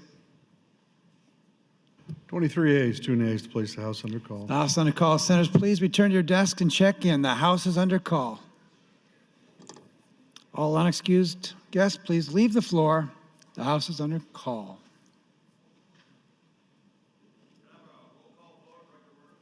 Yes, sir.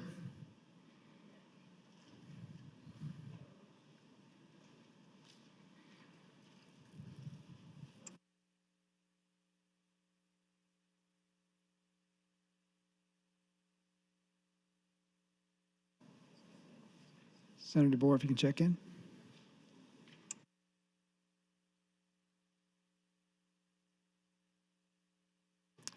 All senators, please return to the desk. Check in. The House is under call.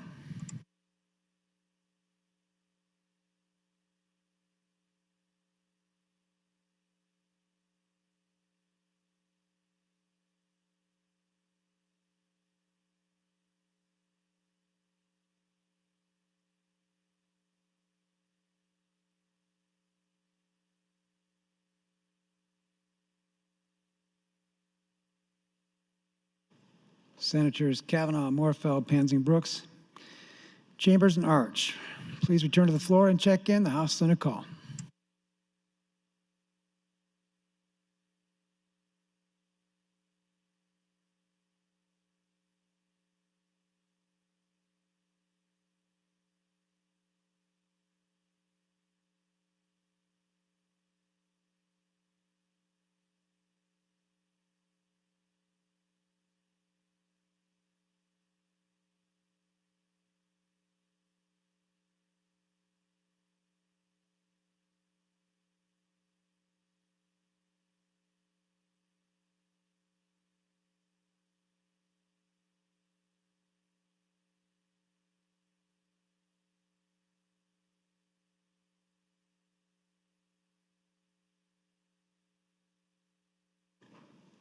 Waiting on Senators Kavanaugh, Morfeld, and Chambers.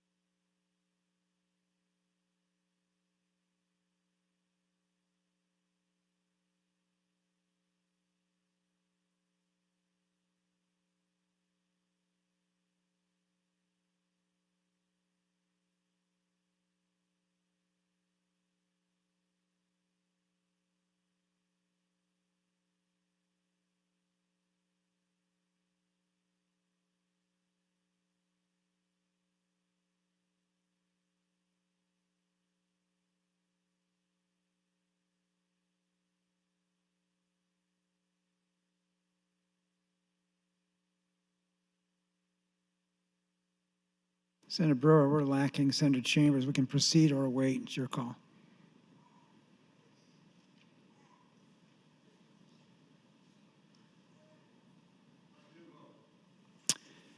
Question for the body is the advance of LB 155 to our initial roll call vote in regular order has been requested. Mr. Clerk, please call the roll. Senator Albright, voting yes. Senator Arch, not voting. Sir Blood, not voting. Sir Bowles, not voting. Sir Bostelman, voting yes. Sir Brandt, not voting. Sir Brewer, voting yes. Sir Breezy, voting yes. Sir Kavanaugh, not voting. Sir Chambers, Senator Clements, voting yes. Sir Crawford, not voting. Sir DeBoer, not voting. Sir Dorn, voting yes. Sir Erdman, voting yes. Sir Friesen, voting yes. Sir Geist, voting yes. Sir Gregert, voting yes. Sir Groene, voting yes. Sir Holleran, voting yes. Sir Ben Hansen, voting yes. Sir Matt Hansen, not voting. Sir Hilgers, voting yes. Sir Hickelman, voting no. Sir Howard, Sir Hughes, voting yes. Sir Hunt, Sir Kalowski, voting no. Sir Coulterman,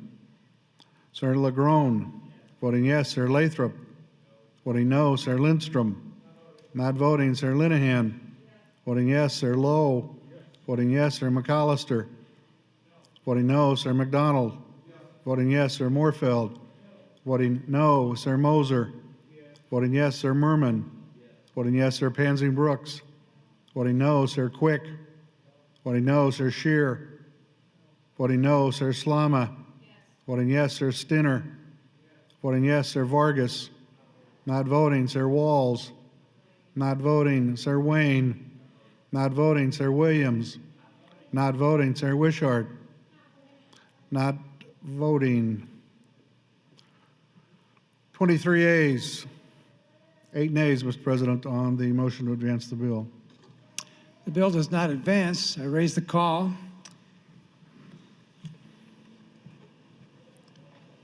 Proceeding to general file, LB 309. Mr. Clerk, when you're ready. Mr. President, 300.